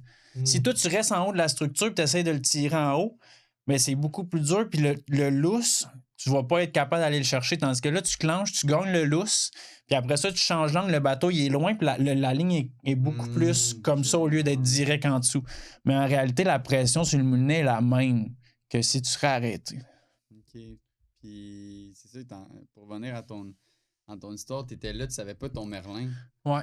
Là, ton chum, il dit c'est un merlin, mais Ouais. tu sais pas. Mais ton chum, comment il fait pour savoir si c'est un merlin? Mais Il c'est l'a parce vu que ou- lui, il était proche. Nous autres, on Ok. était à 300 verges, mais lui, il trôlait, mettons, en arrière de notre bateau, puis lui, il était peut-être à 50 Ok, verges c'était du un poisson. autre bateau C'est qui un autre était là, bateau, ok, exact. qui a vu le fish et tout. Exactement, ouais. C'était pas ok, quelqu'un ok, qui était ok. avec moi, c'était un autre bateau qui, lui, se trouvait être plus proche, puis le poisson devait sortir un peu à la tête ou l'aileron ou quelque chose que nous autres, on n'a pas réussi à voir. D'accord, Puis lui, il l'a vu, puis il me l'a dit. Mais même là, tu sais, des fois, ce gars-là, j'avais pas nécessairement 100% confiance en lui. C'était juste un autre gars qui était là, puis qui Ouais. m'a dit, hey, c'est un marlin. Fait que même là, je me suis pas dit, OK, c'est 100% sûr que c'est un marlin. Ok. Ça te garde la surprise. Là. Ouais. Ah, t'as des surprises, là, t'en as beaucoup. Ah ouais. T'en as beaucoup, beaucoup. Puis c'est ça que je trouve vraiment, vraiment, vraiment cool, c'est que t'amènes les mêmes personnes année après année. Tu vis tout le temps des trucs différents. Tu peux pas. Il n'y a aucune routine. Ok. Zéro. Tu sais, depuis que je suis là, depuis 2018, il y a eu des maïs en fou. Ok. Depuis 2 ans, il y en a énormément moins. OK. J'ai pas d'explication. Les conditions sont les mêmes. La même température d'eau, les mêmes appâts. Il y en a beaucoup moins. Il y a beaucoup plus de thon. Ok. C'est une adaptation, puis c'est vraiment d'aller essayer de comprendre qu'est-ce qui se passe en général là, dans ton area OK. de travail. Moi, ça me fait penser un petit peu, en tout cas, avec tout ça, que j'ai vu dans des reportages, des choses comme ça. Quand il y a des bandes menées, il y a des oiseaux qui sont là. Est-ce que c'est quelque chose que toi, tu te fies? Tu vas voir des oiseaux, tu vas voir peut-être des bancs qui vont sauter à la surface avec des thons. Ouais. Tu sais, je sais pas s'il y a ça que tu Ouais, te mais bases ça, dessus. c'est la situation idéale. Ok. Tu sais, c'est comme la classique là, des réseaux sociaux. Tu sais, tu mets le plus beau de ta vie. Là, tu sais. Fait que ça, là, c'est la situation idéale. Tu as des oiseaux qui plongent en fou, des poissons qui mangent en surface. Tu arrives rapidement avec le bateau puis tu lances des leurres là-dedans. Ça t'est Ça déjà arrive, arrivé? ouais, ça arrive. Ça nous arrive fréquemment, mais c'est pas la façon qu'on pêche quotidiennement. Ouais. C'est la situation idéale. Là, Ok. Tu sais, là, c'est une abondance d'appâts puis t'as une abondance de prédateurs en même temps. Là, c'est le chaos total. Ça doit être débile. à C'est vivre. très cool. Puis ça, là, un poisson qui fait beaucoup ça, ça s'appelle une carangue. Ok, la carangue. La carangue ignobilis. Là. Moi, je tripe là-dessus parce que je regardais Cyril Choquette quand j'étais jeune, puis il Ok. tripait ses carangues ignobilis. là. C'est un poisson qui est extrêmement fort. Puis justement, il va faire des trucs comme ça. Là. Tu sais, ça se tient en banc. Des fois, ça peut être 200 poissons. Puis Ok. quand ça croise le chemin avec des appâts, là, ça se met en fou. Exactement ce que tu as décrit, là, en fou. Puis à Porto Vallarta, des carangues comme ça, là, une bonne journée, t'en prends autant que t'en veux. Là. Tu sais, tu casses des poissons de 25-30 livres. Super agressif. Mets l'heure que tu veux. Ramène de la façon que tu veux. Ça Pêche saute avec là-dessus. un popper à surface. des choses N'importe comme quoi ça, que peu tu veux. importe. Ouais, ouais. Puis le bang, ça. Ouais, c'est Ça un saute poisson là-dessus. super agressif. Avec les thons, on va le vivre aussi. Puis c'est vraiment cool avec les thons parce que ce qu'on vit là-bas, c'est un gros banc de dauphins. Gigantesque banc de dauphins, des milliers de dauphins. Ça s'appelle des spinner dolphins. C'est juste ce type de dauphins-là sont avec les thons. En fait, les thons, ils ont compris que les dauphins sont beaucoup meilleurs qu'eux autres pour trouver les appâts. Fait que les thons sont en dessous des dauphins. Ils laissent les dauphins travailler. Les dauphins travaillent avec leurs ultrasons puis toute la patente. Ils sont beaucoup plus intelligents puis beaucoup plus rapides que les poissons. Les thons se mettent en dessous, ils les suivent. Les dauphins trouvent les appâts puis les thons se mettent à manger. Fait que nous autres, quand on trouve ça, c'est vraiment cool. C'est un là. autre game. Là. Ouais. Ça fait capoter. Là. Quand on trouve ça, c'est cool là, parce que t'arrives, c'est le matin, le soleil vient de se lever, tout tu tombes dans un banc de... Ça peut être 100, ça peut être 1000 dauphins. Puis à un moment donné, les oiseaux arrivent aussi, puis là, ils trouvent les appâts, les thons se mettent à manger, puis là, c'est justement là que tu peux, avec les leurres, avec ce que tu veux. Là. Waouh, ça doit t'exciter là, quand Ouais. t'arrives. Là, t'as une journée comme ça, tu te dis bon. Ouais, puis c'est excitant. Showtime. puis Fish on. Showtime, hein? Fish on. hein? Ouais, c'est excitant. Puis justement, comme je te disais, c'est pas ce qu'on fait au quotidien. Fait que ça, à chaque fois que ça arrive, on est vraiment excités. Tu mets le gaz, puis. Ouais, tu on t'en- court après, puis on casse, puis là, on a un gros du fun. C'est des tons, avec les dauphins, c'est des tons de 20-30 livres. Fait que c'est comme le perfect size, là, tu sais, Ok. parce que un ton de 60, 70, 80 livres, là, tu sais, t'en as pour 1 heure ou 2 au moins après, là. Ok, avant de le ramener. Tandis que là, des poissons de 20-30 livres, là, t'en pognes un autre, tu casses. Ils sont super agressifs. Boum, tu ramasses ça en surface. Plusieurs personnes, tout le monde peut avoir du fun. Ouais. Tu le ramènes. Ouais. Parce que là, entre autres, tu parles de longs combats. Ouais. Des fois, tu sais quoi, j'imagine que tu as eu des gros combats que tu as eu. Des poissons que, tu sais, on s'est fait dire, tu peux fighter pendant 1 heure et demie. Ouais. Des gros combats. Ouais. En 2024, on a pris notre plus gros marlin noir. On n'a pas de balance là-bas, mais notre meilleure estimation, c'était en haut de 600 livres. Puis ce poisson-là, on l'a pris avec la ligne de 100 livres, la ligne tracée de 100 livres, puis un leader de 130 livres. Normalement, des poissons comme ça, tu pêches à plus avec 150 livres de tracé et 300 livres de leader. Mais Ton leader, il est beaucoup plus beaucoup plus gros. que ton. Ok, ouais. Beaucoup plus gros. Ouais. Habituellement, tu sais, on exemple ici, en eau douce, on fait le contraire. J'ai une livre de. Ouais. J'ai un 15 livres, puis je vais mettre un 12. Ouais. Mon bas de ligne, comme ça, c'est mon bas de ligne qui pète. Puis. Ah ouais. Ouais, non, nous autres, c'est le contraire. C'est toujours la ligne tracée qui est plus petite, puis le leader qui est plus gros, parce que les marlins, tout ça, c'est vraiment abrasif. Là. Tu sais, tu peux pas avec... ça va couper ta ligne. Ok. Fait que ça prend ça absolument. Mais dans ce cas-là, on avait 130 livres. Pourquoi? Parce qu'on visait des thons. Il y avait beaucoup de thons. Des thons de 100 livres environ. Fait que ça, avec le leader à 130 livres, on est pas mal équipé pour les ramener puis pas avoir de trouble. Ok. Mais là, c'est ce marlin-là qui a pris cet appât-là, justement. Puis c'était avec un circle hook, qui est l'hameçon qui leur fait pas mal. Fait qu'ils sont capables de combattre pendant épouvantable. Fait que là, mon marin, on a 3 appâts quand on pêche ou 4. Okay. On a un appât qui est super loin. On a un appât qui est au milieu, puis on a un appât qui est short. Okay. C'est pour pas se mêler, dans le fond, puis couvrir de la distance. Mais là, ce marlin-là, il est venu chercher le short qui est à peu près à 25 pieds en arrière du bateau. Il ramasse ça. Mon marin, il set le hook. Puis là, le poisson, il s'en foutait, lui. Ah, il avait l'hameçon dans le côté, là, puis le moulinet faisait juste dériler tranquillement, pas vite. On dirait qu'il cherchait un autre bonito pour en manger un autre. Lui, ça ne te dérangeait pas d'avoir un hameçon. Là. C'est un poisson de 600 livres. Là. Ça fait combien d'années qu'il n'y a eu aucun prédateur qui l'a... Mais tu sais, c'est le king. Là. Ouais. Il n'y a rien qui fait rien dans ce mer-là. Là. Fait que tu sais, il n'y a pas de stress de rien. Là. Fait que là, on le ramasse avec un hameçon gros comme ça, dans le côté de même, puis lui, ça le dérange pas. Fait que là, le moulinet sort tranquillement, puis on est comme un peu confus. Là, tu sais, qu'est-ce qui se passe? Puis là, d'un bon coup, là, ça se met à dérouler à 100 000 à l'heure, mon gars, puis ça se met à sauter en dehors de l'eau, puis tout. Puis là, je le vois, là, tu sais, je me dis, ouais, ça, c'est un vrai de vrai. C'est drôle parce que c'est un client, c'est un Québécois, le client, Jacques Belda, qui vient toujours avec nous, un gars d'Actonville. Okay. 72, 73 ans, le monsieur. Plus fort que moi, une machine. Ah ouais, hein? Puis chanceux, là, à chaque fois qu'il vient, on pogne du fish, c'est épouvantable. Puis il a déjà réservé pour revenir l'année prochaine. Mais c'était lui puis sa fille. Okay. Fait que là, on a un monsieur de plus que 70 ans, puis on a une madame de 40 ans, puis on a un poisson de 600 livres sur la ligne. Fait que là, tu sais, on a quand même un gros rôle à jouer là-dedans, là, moi et mon marin, parce qu'évidemment, le monsieur, là, tu peux pas ramener ce poisson-là, puis la madame non plus, là, ils nous ont aidés. Pour vrai, le monsieur a fait plus qu'un heure. Plus qu'un heure là, sur un marlin de ce poids-là, à 70 ans, là, c'est mon idole, pour vrai. Ah ouais, hein? Ah, il est vraiment, vraiment sa coche. Puis, pour revenir à ta question, que là, on est rendu loin, ce combat-là a duré 4 heures. 4 heures? Ce combat-là a duré 4 heures. T'es rendu presque 7 heures le soir quand on a fini. Mais là, c'est pas juste ça. Tu sais, moi, ça, c'est mon plus petit bateau. Il mesure 27 pieds. Je te dirais que de l'eau, il sort à peu près de 2 pieds et demi, 3 pieds. Là. Tu sais, ça sort pas beaucoup de l'eau, là, comme ça, à peu près. Mais là, tu essaies de monter un poisson de 600 livres sur le bord, là, le bateau canté comme ça, mon gars. T'es à 50 000 au large. L'eau rentre en arrière parce que c'est ben trop pesant. Là. L'eau se met à rentrer en arrière, ce qui est moteur. Là, on n'est pas capable de le monter parce qu'on est tous brûlés ben raide. Tu sais, entre les quatre, on a tous combattu, on est brûlés ben raide. On n'est pas capable de monter ça. Là, on finit par accrocher une corde comme un railing. Ouais. On essaie de faire comme un système de poulie. Là. Fait que là, on accroche ça, on essaie de le monter, mais là, genre, on va péter mon railing, c'est ben trop pesant. Fait que là, finalement, les marlins noirs, leurs ailerons, ils ferment pas. C'est comme un avion. OK. Fait que là, l'aileron, elle accroche tout le temps dans le côté du bateau, puis t'es pas capable de le monter. Fait qu'en tout cas, ça a pris 4 heures de combat, ça doit prendre à peu près 1 heure le monter. Là, le soleil se couche, il est rendu 7h30, 8h le soir, t'es à 50 000. T'as d'ouvrage le lendemain matin encore, même affaire à 5h le matin. Aïe.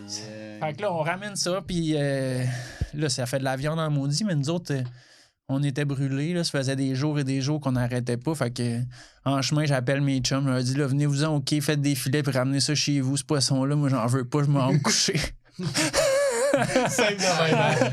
À dodo, là. Ah, puis c'est un gros poisson comme ça, c'est rare que tu peux les relâcher. Là. À la fin du combat, ils sont complètement dead. Mais avec 4 heures de combat, le c'est poisson... ça. Avec l'équipement est un peu trop léger pour ce poisson-là. Fait que ça a duré trop longtemps. Puis c'est ça. C'est plus un équipement du fil qui est lourd. Plus tu peux le wincher, plus que tu peux le ramener rapidement. Les gars de tournoi là, qui pêchent du marlin, ça va pêcher du gros gear. Puis un poisson comme ça, pour vrai, ils peuvent le ramener en 30 minutes. Ah ouais?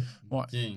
OK. Du gros gear, là, ils sont quoi? Ouais, mais là, on parle de des 80, là, c'est des 80 wide, des reels gros comme ça, là, comme quand ils vont au Bluefin, Tuna, là, des affaires de même. Là, c'est un petit peu... C'est pas notre style de pêche. Nous autres, c'est différent. Là, c'est sûr que eux autres, il faut qu'ils fassent vite. Il faut qu'ils aillent en pogner un autre après. Là, faut que... Fait qu'eux autres, ils ont une chaise de combat, ils ont un moulinet gros comme ça, ils ont du fil à weed eater, puis... Mais je le fais ça aussi, puis j'ai bien du fun. On empêche des tournois de marlin, tout ça, puis c'est différent, mais c'est bien cool aussi. Ouais. C'est pas pour dénigrer ça, c'est juste que quand on y va avec des gens qui viennent pour vivre une expérience, je trouve que c'est plus hot le combat. Tu t'es debout, t'as la canne dans les mains. Oui, tu peux utiliser un harnais, mais tu le files, là, tu vas le sentir. Là. Ouais. Mais on en a eu plusieurs, des combats de 3-4 heures, là, on en a eu quand même plusieurs. Souvent, c'est justement, ça arrive parce que tu vises une autre espèce, puis tu pognes quelque chose d'autre, puis là, ben, après, t'es en quête. T'enquête, on va le faire le combat, là. Ouais. Après, j'imagine, monsieur 73 ans aussi, il est allé se coucher après. Oh ouais. Fait que là, généralement, tes groupes qui viennent pêcher avec toi, c'est-tu comme, tu sais, tu dois avoir une limite? C'est quoi, ça ressemble à quoi, là, à peu près, là? Ouais, ben là, c'est vraiment intéressant parce qu'on est en train de construire un nouveau lodge OK. C'est en ce moment, on a 2 planchers de fête. Là, on est en plein milieu de la construction. C'est un lodge qui va avoir 8 chambres. Fait que quand même, là, c'est tout. Je crois qu'on a 2 chambres avec des lits simples, puis le reste, tout des lits king. Fait qu'on peut faire des groupes là, jusqu'à 10 personnes sans problème, là, avec les 2 bateaux maintenant. Puis même, on a accès à d'autres bateaux là, si on en veut plus aussi. Présentement, on fait des groupes de 1 à 10 personnes. OK. Fait que, mais là, quand tu vas pêcher, tu peux être jusqu'à 10 personnes? On utilise plusieurs bateaux dans ce cas-là. OK. On sépare le groupe, là, puis on a. Généralement, tu sépares ça comment, mettons, à peu près comme 4 personnes par bateau? 3, 4? Ouais, exactement. Des groupes de 3-4 par bateau, exact. Puis, c'est sûr qu'on a accès aussi à des plus gros bateaux, là, à des yachts, à des sport fishers qui appellent avec l'air climatisé, tout ça. Mais ça change beaucoup le style de pêche. OK. Parce que, justement, tu peux pas aller au poisson-coque. C'est des gros bateaux, ça va pas trop proche du bord, puis ça l'avance vraiment rapidement. Aussitôt que tu avances, tu vas vite. Tu peux pas aller tranquillement. OK. Fait que la pêche en gros bateau comme ça en mer, ça va être surtout de la traîne. Ouais. Surtout de la traîne. On a des groupes pour vrai, on a des groupes qui trippent. Là. Eux autres ils s'en vont pêcher, ils veulent boire de la bière toute la gang. Ils sont 8-10 gars, puis ils écoutent de la musique, puis ils trollent toute la journée, puis ils ont du fun. Puis après, à un moment donné, bing bang, Ouais, c'est ça. À un moment donné, ils embarquent, puis c'est bien correct, mais c'est un peu moins le style que nous, on fait. On est un petit peu plus actif, puis avec les plus petits bateaux, ils sont plus rapides. Ben, tu t'en vas à quelque part, il n'y a rien. Tu lèves les lignes, tu cours, tu t'en vas à quelque part d'autre, tu t'en vas ailleurs. Tandis qu'avec le gros bateau, ben, tu trolles d'un bord à l'autre. Ouais. Des fois, c'est super bon. Il y a des périodes de l'année, nous autres, là, que la traîne est vraiment bonne. Là. Tu vas pogner 5-6 maillis puis un espadon. Ta journée est faite. OK. Ça, c'est Mais en majorité, c'est slow. OK. C'est une technique qui est plus vieille, Ouais. qui est moins adaptée. Là, comme qu'on a parlé plus tôt, tu vas sur le spot puis tu leur donnes qu'est-ce qu'ils mangent aux poissons normalement. Il n'y a rien de comparable. Là. C'est comme si vous pourriez utiliser des petits ménés vivants puis des trucs ici. Là. C'est sûr que c'est plus efficace que des leurres dans certaines situations. Là. Et là, tu vois, il y a une chose que tu viens de dire en ce moment. Là, tu dis OK, selon les saisons. Ouais. Et là, les espèces que tu as parlé, tu pêches plusieurs espèces. Est-ce qu'il y a des saisons pour ça? Ouais. Nous autres, ce qui arrive, c'est que durant l'hiver, l'eau devient évidemment beaucoup plus froide. Qu'est-ce que ça fait dans l'océan? Ça, c'est que l'eau devient plus verte aussi. OK. Fait que, tu sais, normalement, tu penses océan, tu penses de l'eau bleue, claire, Ouais. tout ça. En hiver, c'est de l'eau verte, puis ça fait que ça change beaucoup les espèces. OK. On a beaucoup moins de poissons qu'on appelle pélagiques, qui sont les poissons migrateurs, qui sont les classiques. Marlin, thon, tout ça. C'est plus en été. OK, ça, c'est Mais en été. pas en été, mais de juillet à décembre. OK, ça, c'est l'été. Là. Ça, c'est nos poissons En décembre. d'eau bleue. OK, décembre, moi, ici, C'est l'hiver. là. Ouais. Et là-bas, ça commence à... Ouais, décembre, c'est je l'hiver, pêche mais... plus, là. C'est l'hiver, mais il neige plus. Ouais, fait que c'est ça. Nos espèces d'eau verte là, que j'appelle, ça va être les 40, ça va être les poissons coques, les roosters, ça va être les snappers, les gros rouges. On va prendre des marlins, mais ça va être juste des marlins rayés. OK. Fait que c'est un petit peu moins les espèces classiques en hiver. Puis en été, ben là, on a toute la panoplie de poissons au complet. Tout est là. Tout est là en Ceux été. qui sont résidents. Ouais. Plus. C'est ça, dans le fond. En eau verte, on a beaucoup de poissons résidents. Ça, je suis content que tu le dises de cette façon-là. Ça me le fait réaliser. Puis que c'est vrai qu'en hiver, on a plus des poissons qui sont résidents et qui passent l'année. Okay. Tandis que les autres poissons, c'est des poissons qui cherchent une certaine température d'eau parce que leurs appâts sont dans cette température d'eau-là qui est plus présente en hiver avec nous. Ils suivent le bait. Ouais. Puis dans le fond, le bait, c'est les bonnetos. C'est les petits thons que je vous parle. Là. C'est comme un petit thon, mais au lieu d'être jaune, c'est bleu. Okay. Ça, c'est le number one dans l'océan. C'est ça que les poissons courent après. Ça, c'est les parlants du Québec. Mais quand tu le regardes, c'est parfait. Là. C'est un poisson qui est rond. Il n'y a aucun écaille. La peau est lisse. Il est tout doux. C'est parfait pour le manger. Okay. Il est en bas de la chaîne alimentaire. Il est très en bas. Il est très en demande, le pauvre. Ouais. OK, quand même cool. C'est intéressant. Avec tout ça, là, parce que là, bon, t'es arrivé au Mexique, t'as appris, tu t'es fait apprendre par bonhomme, t'as appris de l'excès, on va l'appeler bonhomme. Ouais. T'as pris de l'expérience, Ouais. beaucoup de journées sur l'eau, t'as testé plusieurs choses, t'as tes styles que t'aimes, les poissons, tous les combats. Mais pour commencer, exemple, là, tu disais, t'as commencé, est-ce que tu pêchais sur le bord? Au Mexique, Ouais, t'as-tu pêché sur le bord? beaucoup. Ben, à chaque année là, que j'allais justement en vacances, j'amenais ma petite canne. Puis classique, je pêchais du bord. Puis justement, au Mexique, à Puerto Vallarta, on en a parlé un peu plus tôt. Ce que tu pognes du bord, en majorité, c'est des 40. Ok. Mais tu sais, quand tu prends une 40 du bord là, avec de la 20-30 livres, quand puis t'en as pas pris avant, c'est le combat d'une vie. Tu sais, t'en as pour une demi-heure à gosser après ça sur le bord de la plage. c'est ça qui m'a rendu... C'est ça qui m'a donné le goût de le faire, puis le goût de connaître ça vraiment. Puis après ça, ben maintenant, c'est sûr que là, j'y vais presque plus, là, tu sais, pêcher du bord. Parce que j'ai plus le temps. Puis quand j'ai investi de mon temps dans la pêche, c'est toujours pour aller faire des trucs de fou. Fait que c'est assez rare. Puis en même temps, honnêtement, en été, il fait tellement chaud, là, c'est quand même assez rough. Là. Ah ouais. Ouais. Mais quand j'ai commencé au début, c'était vraiment 100% mon trip. Là. Pêcher du bord, puis avoir l'opportunité. Quand tu pêches du bord, en réalité, si t'es toute seule, là, puis c'est le matin, là, n'importe quoi que tu pognes, là, c'est hot, là, on s'entend. Ah ouais, tu sais, t'es pas au Québec. n'importe quoi que tu pognes, c'est... Tu triples. Là. Fait que... Et là, est-ce que tu, genre, exemple, quand tu pêches du bord comme ça, là, faut-tu que tu te mettes dans l'eau, t'es sur la beach, est-ce que tu peux lancer loin? Les structures, c'est comment tu... En réalité, là, ce qui est dans mon coin où ce qu'on vit, les meilleurs spots de pêche de la plage, c'est où ce que les rivières débouchent. Ok. Les rivières d'eau douce. Ok. Fait que c'est surtout dans la saison des pluies, là, les rivières se mettent à descendre. Parce que quand ils mouillent pas, les rivières sont tranquilles, puis la pousse s'accumule dedans, les petites crevettes, les petits poissons, même les carangues, les snappers, tout ça vit dans les mangroves, dans les plantes qui sont dans la rivière, c'est là qu'ils naissent, les poissons. Mais là, quand le courant pogne là-dedans au bout, là, mais ça sort tout.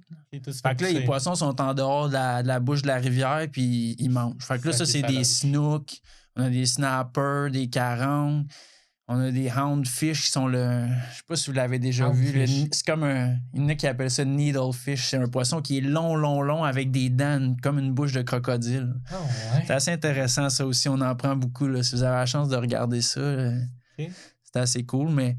C'est ces spots-là qui sont en majorité payants pour la pêche. Puis souvent, mais ça va être comme la plage est fermée complètement, tout du sable, puis en arrière, t'as la rivière qui arrive là, puis t'as de l'eau, mais elle débouche pas parce qu'il n'y a pas assez mouillé. Puis là, à un moment donné, ça débouche. Ça. Le sable, il se tasse, puis là, ça débouche. Là, c'est là que les pêcheurs, ceux qui se spécialisent en pêche de plage, là, ils vont être fous. Là, faut qu'ils y aillent quand ça débouche, puis là, ils prennent du gros fish. Okay. Quand il n'y a pas de rivière, c'est sûr qu'on a des belles pointes de roche, là, classique. Une belle grosse pointe qui est un passage pour les poissons. Okay. Mais qu'est-ce qui est bien différent, c'est que les poissons, ils bougent tout le temps. Tu sais, ces poissons-là, ils tourneront pas autour d'une roche. Là. C'est des poissons qui avancent tout le temps. Okay. Pour vivre, ces poissons-là, ils peuvent pas être arrêtés dans l'eau. Ces poissons-là, il faut qu'ils avancent pour que l'eau rentre dans leur bouche, sorte par leur branchie. Ils n'ont pas la capacité, comme un achigan, de sit still, d'être juste là puis d'attendre. Okay. Fait qu'il faut toujours qu'ils nagent. Fait que toi, si t'es à une place, t'as pas besoin de bouger à 3, 4, 5 places différentes parce qu'eux autres, ils bougent. Eux autres sont en mouvement constant. C'est sûr que tu vas avoir des petits poissons qui vont être dans les roches, là, un petit grouper, quelque chose de même, mais des poissons intéressants, des carangues, des roosters, des snooks, sont en mouvement constant. Fait que toi, tu trouves un spot que tu dis, OK, ça a de l'allure, je pense qu'ils vont passer par ici. Puis tu le travailles. Puis s'il y a de quoi, tu t'assieds un peu, puis t'attends, puis tu restes à la même place parce qu'ils sont en mouvement constant. T'as pas nécessairement besoin d'aller les chercher puis de dire, OK, ils vont être là. Parce que même si t'arrives à quelque part, puis il y a des appâts, puis ça bouge, puis tout, tu vas en empoigner, mais il va falloir que tu bouges puis que tu les suives. Là, c'est là que tu peux commencer à bouger. Si physiquement, tu vois des chasses ou des trucs comme ça, ben tu peux commencer à courir après ça, mettons. Okay. Toi, là, exemple, en pêchant du bord, as-tu des histoires que tu te rappelles que tu as eu des beaux combats ou peu importe? Ah oui, définitivement. Oh oui. Quand on est arrivé, c'est là que je pêchais le plus du bord parce qu'on n'avait pas gros d'ouvrage, tu sais, puis j'avais le temps. Fait que c'est là que je faisais bien du surf, puis j'allais pêcher gros de la plage. Puis où est-ce qu'on habite, à ce moment-là, on était juste l'autre côté de la rue de la plage. Fait qu'un soir, je dis, je vais aller faire une coupe de cast. Mais tu sais, c'est vraiment proche. Là. Je descends en marchant 3 minutes, puis j'arrive. Là. Genre, j'amène même pas d'autre leurre. J'amène juste une canne avec un popper, puis that's it. Là. Le popper, il flotte tout. Fait que normalement, je devrais pas le perdre ou le pogner dans le fond de quoi. Fait que je pars avec ça. Je descends de la maison chez nous. Elle vient avec moi, ma copine. Mon gars, après 3-4 casses, il y a un rooster qui sort en arrière de mon popper. Là, je le pogne pas. Je ramène mon popper jusqu'à mes pieds. Il me suit jusqu'à mes pieds, je le pogne pas. Il mord pas. Je relance, un autre shot, la même affaire. Troisième casse, je le pogne. Là, je réussis à le sortir. Un beau combat. Tout, c'est un poisson de peut-être 30 pouces. Là. Tu sais, un beau poisson. Mais là, moi, j'avais jamais pogné un poisson coq de la plage. Puis là, je descends de chez nous, de ma maison, en marchant avec un popper. Je pogne un poisson coq sur la plage. Là, je l'ai pogné dans mes mains, puis j'ai dit, hey, viens prendre des photos. Puis là, j'ai réalisé, là, j'ai descendu en marchant de chez nous, pogné un poisson coq avec un popper. Là. Je me suis mis à shaker, mon gars, j'ai braillé un peu. Il dit, hey, ça n'a pas d'allure. Tu sais, tu descends de ta maison, puis tu pognes ça. Là. Hey, là, J'ai comme réalisé après que ça soit arrivé, mais c'était comme un moment vraiment que j'oublierai jamais, là, définitivement. Là. Puis, tu sais, là, mettons, j'en ai pogné des milliers de roosters, mais celui-là était beaucoup plus petit, mais sérieux, celui-là, c'était mon histoire qui m'a marqué, moi, le plus, parce que justement, j'ai grandi en regardant des émissions, des shows, en comprenant l'importance puis la difficulté d'aller prendre un poisson coq. Là. Tu sais, en réalité, dans notre monde d'aujourd'hui, ça coûte des milliers de dollars pour commencer. Tu peux pas te rendre à ces endroits-là puis pêcher sans... Puis c'est pas accessible nécessairement à ce moment-là. Moi, j'en avais pas des milliers de dollars. Là. J'avais 20 ans puis je m'en allais me commencer une compagnie de pêche. Ouais. Ça a été une de mes histoires que je me rappelle le plus là, de la plage. Ça, je trouve ça cool. C'est un peu comme si... Tu sais, comme... Si je compare au Québec, là, Masquinongé, qui est très réputé, là. Ouais. Tu t'en vas, je sais pas, tu pars de chez vous, tu fais une couple de minutes, tu t'en vas sur le bord, tu casses, tu te pognes un masquis. Quand il y en a qui font des journées à casser 1000 fois, puis toi, t'es sur le bord, tu pognes ça. Ouais. Aïe, aïe, aïe. Ah ouais, non, c'est sûr. Aïe, aïe, aïe. spécial. OK, là, Ouais. c'est de pogner le jackpot, là. Ouais. Ah, puis là, je me T'aimes ton souviens... spot, là. Je me souviens, en plus, je ramasse ça, je prends des photos, puis tout, puis il y a un monsieur qui s'en vient en courant, un petit Mexicain qui s'en vient, puis il est comme... Tu vas pas remettre ça à l'eau, là! Tu vas pas remettre ça à l'eau! Moi, je vais le manger, puis tout. Je dis, non, c'est impossible que tu le manges, c'est sûr que je le remets à l'eau, là, c'est impossible. Fait que là, il était comme, ouais, OK. Puis là, je le remets à l'eau, mon gars, puis après ça, quand je suis parti, là, il était pas content, le monsieur, il avait envie de le manger. Lui, là, il dit, c'est pas vrai que tu vas remettre ça à l'eau. C'est le gringo, là. Ah, il me trouvait cabochon en estique de remettre ça à l'eau. Toi, non, je remets ça à l'eau. Non, mais tu sais, un spécial comme ça, là, un poisson. De toute façon, c'est pas bon à manger. Fait que, Non, c'est pas. le poisson cook, c'est pas très, très bon. C'est pas tu le pognes, pis c'est surtout ça. C'est un game fish. Là. C'est comme un achiant. Tu remets ça à l'eau. Là, Quelqu'un, par exemple, qui voudrait pêcher du bord, là, qui s'en va en voyage, peu importe. Ouais. As-tu des conseils un petit peu comment s'équiper pour exemple, attraper, avoir peut-être une chance du bord? Oui, 100%. Puis là, exemple, je te pose la question, là, mais c'est parce qu'il y en a beaucoup qui s'en vont sur... Là, toi, t'es sur la côte ouest. Ouais. Il y en a beaucoup qui s'en vont sur la côte est. Mm-hmm. Je sais pas exactement c'est où les grosses destinations au Mexique, mais je pense qu'il y en a beaucoup. Ouais. Si c'est la même chose, j'imagine que c'est un peu la même chose. C'est très semblable. C'est très semblable. Qu'est-ce que ça te prend? Là? Parce qu'en réalité, qu'est-ce que tu vas faire? Tu vas ramener des poissons la majorité du temps? Non. Tu vas caster. C'est ça que tu vas faire la majorité du temps. Là, fait que ça te prend un setup qui est léger et rapide. C'est des poissons qui sont habitués à faire des chasses extrêmement rapides. Là. Eux autres, ils chassent des petits poissons qui sont super explosifs. Là. La base, là, dans le fond, c'est qu'il y a un groupe de petits poissons. Puis le prédateur, il vient puis il en sépare du groupe. Mais là, quand les petits poissons te séparent du groupe, ils vont fou. Là. Ouais, possible. Fait que ça te prend quelque chose de rapide. Fait que, en premier côté setup, ça te prend un moulinet que tu es vraiment confortable de caster des heures et des heures de temps. Une ligne tressée, moi, j'irais entre 20 et 40 livres, là, dépendamment de où ce que tu es et la grosseur des poissons que tu vises. Ça te prend une ligne tressée qui va voler, que tu vas pouvoir caster excessivement loin. C'est là, probablement, l'importance d'avoir quelque chose de qualité.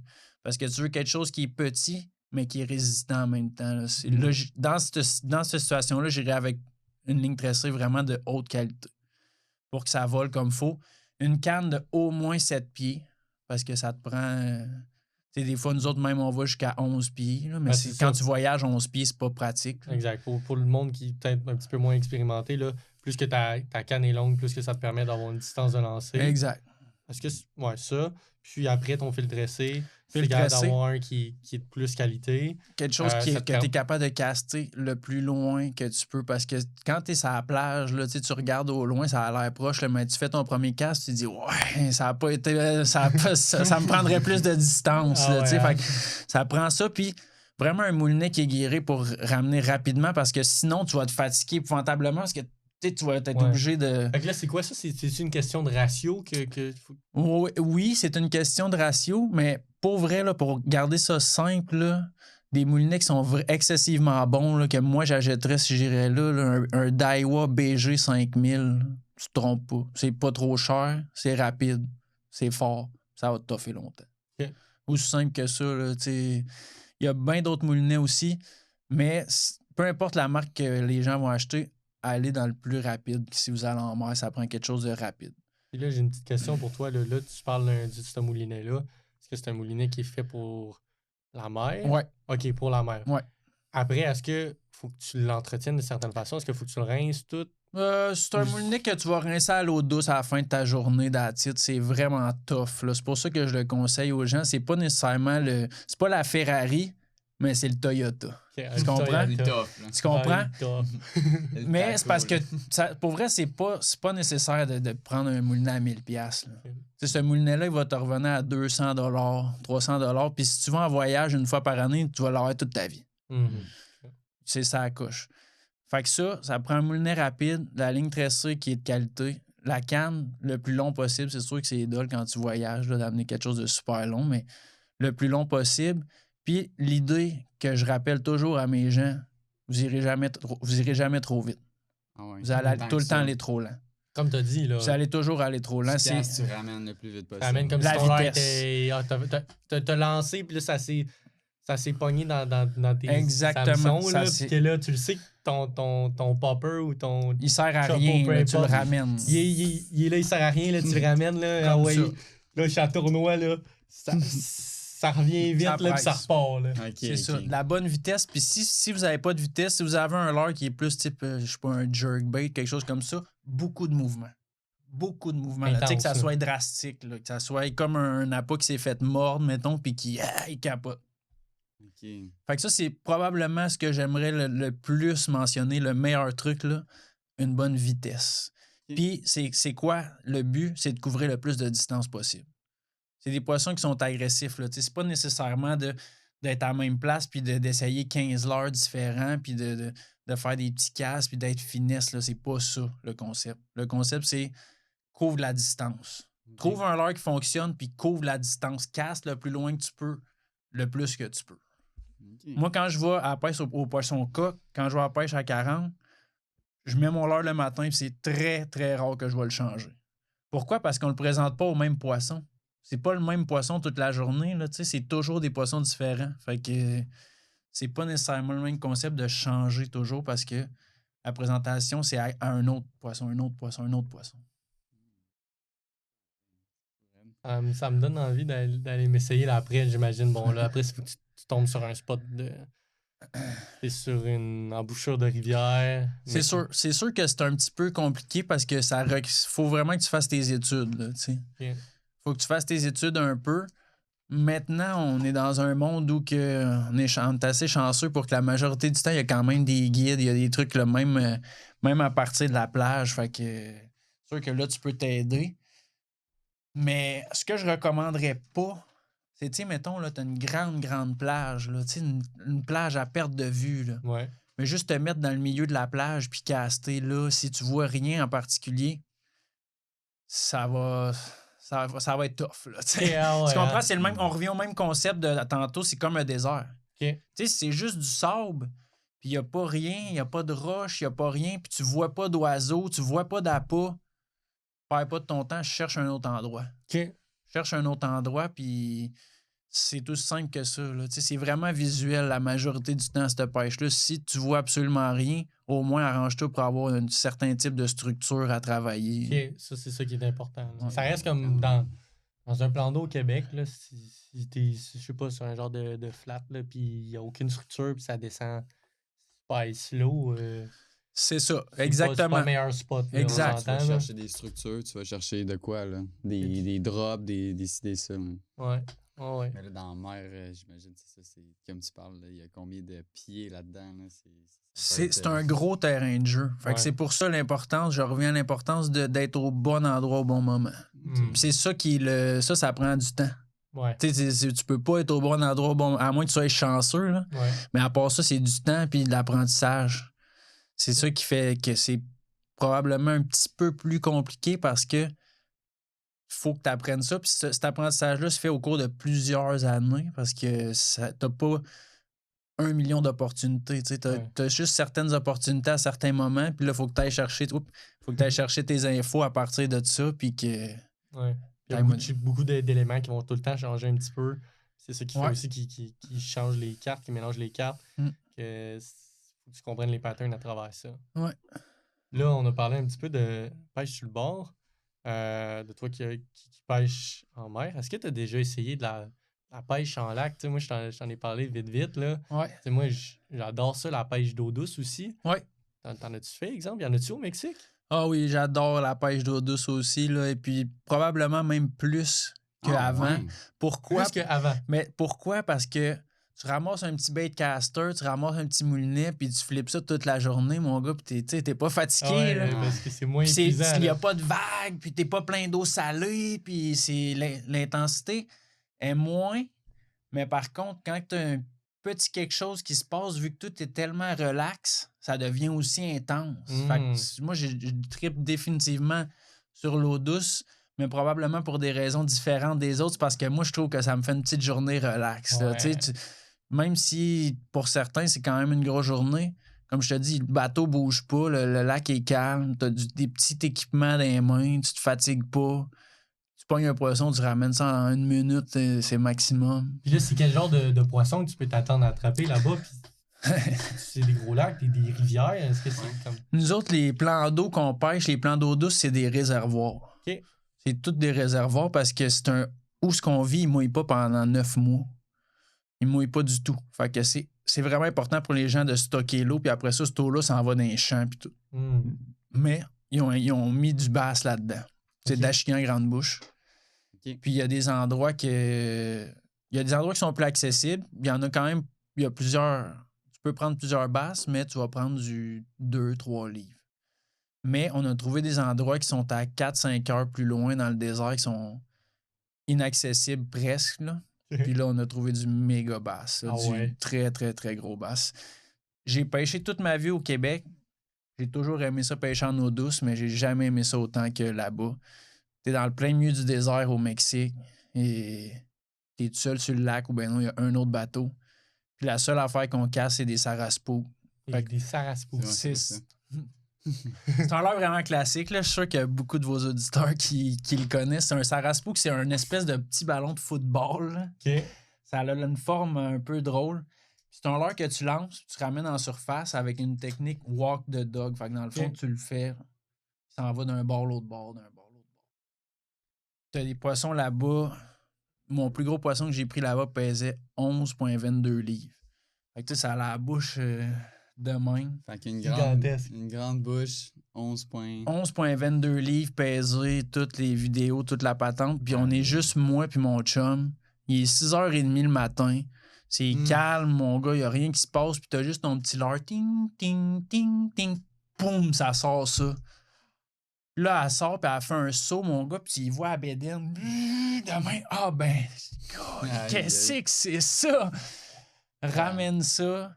11,22. Puis ça, c'est un, mais pour vrai, on est allé plusieurs fois, puis on a fait des fins de semaine là, de 40 poissons en haut de 5 livres avec 3 personnes. Là, puis on change pas de technique, on fait juste du top water. Mais tu sais, pourquoi tu changes? Juste du top water, puis on est à un point qu'on met des leurres d'eau salée. On met des leurres de 6 pouces avec des hameçons d'eau salée, des trépieds d'eau salée, puis... Plus du gros fish. Ben ouais. Mais pauvre petite, quand il ramasse ça, là, tu veux dire, t'as un hameçon. Ils sont ramassés. Mais je pense que ça contribue... Pourquoi qu'on a du succès avec ça, c'est qu'il y a beaucoup de monde qui y vont, mais ils font gros de la finesse. Puis tu sais, honnêtement, moi, je te ferais pas à croire que je suis un expert en pêche d'achigan ou rien, là, tu sais, c'est pas vrai. Mais ce que j'observe, c'est qu'ils vont gros puis ils font bien des techniques super cool, là, tu sais, des worms avec des petits pois, puis des ci, puis des ça. Mais je vois personne qui y va puis qui casse une affaire gros de même. Là, tu sais. Fait que le poisson veut pas. Il en voit pas souvent de ça. Là. Puis moi, personnellement, j'aime mieux avoir 5 bêtes de 5 gros poissons que d'en pogner 20-30 dans la journée puis ça soit des petits. Mais ça, c'est les pêcheurs d'expérience. Là. Seulement, on entend ça. Même sur l'eau, là, c'est la même affaire que tu disais. Là. Ah ouais. Pogner des gros fiches. C'est pas mal ça qu'il y a plusieurs Québécois qui auraient aimé ça pogner un achigan de 11,20 livres. Ouais. Ça doit être... Ah, c'est terrible. C'est beau, là, tu sais, je veux dire, dans le milieu du désert, mais c'est entouré de montagnes. C'est spectaculaire. Juste à être là, t'en as déjà assez. Après ça, tu pognes du fish comme ça, là, c'est... Un trip. Ouais, c'est un trip, mais le trip, en réalité, là, puis c'est pour ça que c'est aussi bon, le trip, c'est de se rendre. Ouais. Tu sais, c'est pas évident, là. Les routes au Mexique, c'est pas la même chose, là, mettons. Ouais. Nous autres, des fois, on peut faire un trip de 150 km, puis ça nous prend 3-4 heures, là, tu sais. OK. C'est tout croche. Là, est-ce que tu as des exemples?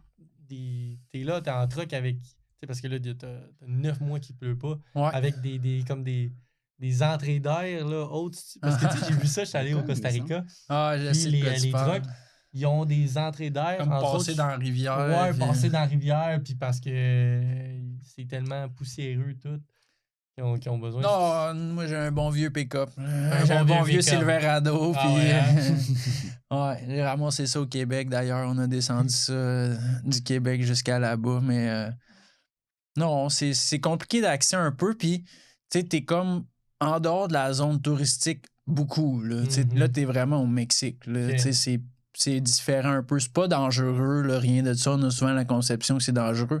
C'est pas ça, c'est surtout que tu vas te ramasser que t'as pas de réseau, mettons. Fait qu'il t'arrive de quoi, t'es un peu dans le trouble, puis y a pas de CA, mettons. Ouais, faut que tu te débrouilles. Là. C'est ça qui fait que, justement, d'après moi, il y a du gros fish comme ça, c'est que c'est inaccessible. Ouais. Tu sais, en général, la population au Mexique, là, ils n'ont pas des pick-up avec des bass boats, là, tu sais, on s'entend. Fait que le monde qui ont l'argent puis qui ont les ressources pour aller là, c'est des gens qui sont conscients puis qui savent un peu plus, qui ont plus de connaissances, fait qu'ils ils relâchent le poisson parce que ça, c'est un gros affaire au Mexique. Là, tu sais, les Mexicains sont forts là-dessus, là, ça tue tout ce qui nage et bouge. C'est ça. Mais tu sais, c'est une autre culture. Puis si on n'aurait pas de bouffe, ben, probablement qu'on essaierait d'en trouver de la façon qu'on peut nous autres aussi. Mais c'est sûr que c'est tough de ce côté-là. Là. Côté prédateur mexicain, là, des fois, c'est tough. Là. Ça vient luncher. Ouais. Surtout l'eau douce, j'imagine. Ben, c'est ça, l'eau douce, la gros. mer, c'est ça. C'est sûr que ça a un gros effet sur la mer, mais en eau douce, là, on s'entend des basses, là, tu peux. C'est accessible. Ben, c'est ça, là, si tu te mets à tuer ça, c'est pas long. Là. Puis les réservoirs, ça a peut-être 10 km, là, c'est pas. Pas énorme. Non, c'est ça. Si tu veux passer au travers, là, t'es capable. Là, prochaine année, question pour toi, as-tu des objectifs? Ouais. Prochaine année, là, définitivement, pour moi, mon gros challenge cette année, c'est que j'ai un deuxième bateau. OK, t'as un deuxième bateau. Ouais. Fait que là, t'avais ton 27. Ouais, j'avais un 27 pieds. Puis là, j'ai acheté un 33 pieds. Ça m'a pris presque un an, là, tout monter ça à mon goût. Okay. Parce que c'est ça aussi une des différences, qu'il n'y a pas de financement. Là, Fait que faut que tu fasses tes affaires au fur et à mesure. Okay. Qui est quand même un gros désavantage. Là, quand tu es un jeune entrepreneur, on s'entend que ça fait une bonne différence. Mais c'est cool parce que si tu es capable de le faire, tu le fais. Puis quand, là, comme là, le bateau est à l'eau, il travaille, il n'y a pas de paiement. Fait que ça, c'est la partie cool. Mais c'est mon challenge de cette année pour en revenir à ça. C'est plus côté business que pêche, mettons, parce que j'ai 2 employés de plus qui viennent avec un bateau. Okay. J'ai beaucoup plus de gestion, évidemment. Là. J'ai toujours quelque chose. Il y a toujours quelque chose avec un bateau. Fait que là, il y en a 2. Okay. Fait que c'est surtout ça mon challenge, mais honnêtement, c'est vraiment cool. Là. J'ai énormément de réservations à partir du mois de septembre pour tout l'hiver. Okay. Fait que mon challenge, c'est pas mal de me maintenir en santé et d'essayer de pas pêcher 29 jours par mois, mais plus 24, mettons. Une petite tempête qui t'empêche de temps en temps. Non, mais c'est parce que c'est vraiment demandant. C'est vraiment demandant, puis il faut le voir du côté. Moi, oui, j'ai fait ça parce que j'adore la pêche, je suis un passionné, mais maintenant, c'est ce qui me donne à manger, puis c'est ce qui donne à manger à ma famille. Ouais. Puis côté financier, si moi, je pêche 4 jours par semaine, puis je fais du contenu sur les réseaux sociaux le reste du temps, puis j'ai de l'énergie, puis je me sens créatif, puis je me sens heureux, mais je suis beaucoup plus productif que si je pêche 6-7 jours par semaine puis je taboute. Ouais. Parce que moi, je reçois du monde chez nous, là, ça qu'on disait, tu sais, les forfaits, tout inclus, le monde, il arrive chez nous. Là. Fait que, tu sais, si t'es taboute, là, pis t'es écœuré, pis t'en as plein le cul, ça se sent. Là. Ouais. Ça sent, ouais. Le monde y arrive, puis eux autres, c'est leur meilleure semaine de l'année. Ouais. Tu sais, puis ils ont économisé, puis ils sont contents, puis ils arrivent, puis tout est brûlé. Puis... Ça fait X nombre de jours que t'es sur l'eau, à brûler au soleil, Ouais, à wincher du fish. ouais. Mais c'est un challenge. Pourquoi? Parce que t'es tellement passionné que tu veux y aller tout le temps. Puis t'as des clients qui arrivent, puis ils t'ont vu sur Internet, puis ils veulent y aller avec toi tout le temps. Puis le challenge qui est dur pour moi, c'est de leur dire, moi, je peux pas y aller aujourd'hui. Je vais y aller la prochaine journée. Par contre, je leur ai trouvé une équipe qui est aussi bonne que moi. Là. Les gars qui les amènent à la pêche sont aussi bons que moi. Si c'est pas plus, c'est des jeunes de 20 ans, sont passionnés, ils trippent. Mais c'est un gros challenge de pas aller à la pêche, justement. Parce que là, tu as un client qui arrive, t'as Jean de Brossard qui arrive, puis là, tu lui dis qu'il va pêcher avec Gabriel, le petit Mexicain, au lieu de pêcher avec Jamie qui parle français. Mais tu sais, il trippe pas des fois. Ouais, des fois. Mais moi, j'ai pas le choix. Tu sais, je peux pas payer. Là, maintenant, je réserve plus de jours de pêche qu'il y a de jours dans l'année entre les deux bateaux. Ouais. Fait que tu sais, je peux pas. Là. Je peux pas y partir Je en même peux temps. pas, puis c'est moins productif. Ouais. C'est Mais moins productif, littéralement. Tu sais, moi, j'ai pas quelqu'un qui s'occupe de mes réseaux sociaux. J'ai pas quelqu'un qui répond à mes emails. Tu sais, je te dis, je book plus de jours qu'il y a dans l'année, mais toutes les réservations, c'est moi qui ai fait sur mon cellulaire, là, tu sais, les emails. Puis Ah, toi, là. des fois, là, tu sais, t'as un jeune du Texas qui dit, hey, moi, je book 8 heures, let's go, facile, poum. Mais des fois, t'as un bonhomme de 65 ans qui est retraité que ça y prend 15-20 emails avant de booker. Là. Ouais. Fait que ça aussi, c'est gros. C'est demandant aussi. Ok. Mais le challenge, c'est de continuer de rouler ça, puis que ça avance, puis qu'on continue à grandir pour pouvoir Ok. avoir encore plus de bateaux. Puis... Puis, malgré tous les poissons que tu as pris, puis que tu sais, ça reste comme t'as tes poissons comme résidents, tes poissons migrateurs, y a-tu comme un autre poisson que tu n'as pas nécessairement pêché que tu aimerais? T'as un goal, un poisson. Pas Ah, nécessairement ouais. pour cette année, mais un poisson genre typique, il faut que tu l'aies dans ta liste. Un poisson qui est à Puerto Vallarta ou n'importe où? Peu importe. Ah, peu importe, j'en ai plusieurs. Ah, J'en ai plusieurs. Ah, ok. J'en ai plusieurs, mais tu sais, un classique, mettons, là, qui est accessible que je vais pouvoir prendre définitivement dans les prochaines années, pour moi, c'est un tarpon. Là. J'ai jamais pris de Ok, tarpon. t'as jamais attrapé de tarpon? Non, c'est ça. Il n'y en a pas de mon côté. Mais il y en a de l'autre côté du Mexique. Puis j'ai plein de clients qui sont guides. Puis tout. C'est sûr qu'éventuellement, je vais y aller.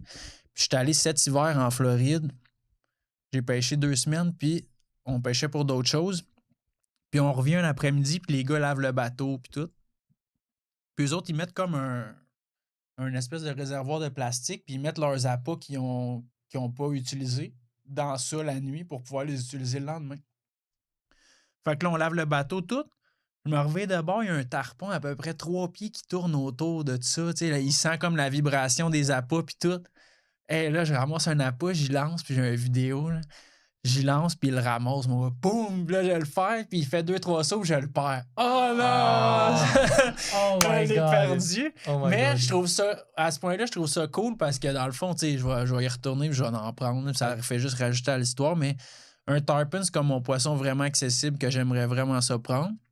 Puis inaccessible, j'en ai un autre qui se trouve être un barramundi, qui est le poisson qu'ils prennent en Australie. Ok. Ça, encore une fois, on revient à ça, c'est comme un gigantesque bass, dans le fond. Ça mesure 1 mètre de long.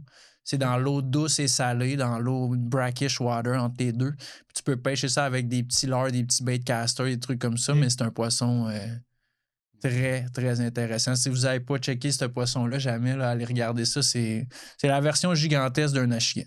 Ok, nice. Fait que là, c'est tes deux là, sur. Ça serait les deux là, qui m'intéressent vraiment à Target. Ils sont vraiment différents aussi. Là, rien à voir avec ce que moi je fais du tout.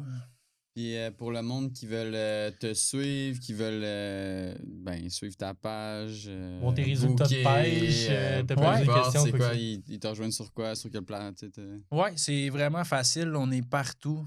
TikTok, Instagram, YouTube, Facebook, c'est tout High Tides Fishing. High Tides avec un S. High Tides avec un S Fishing. Ok.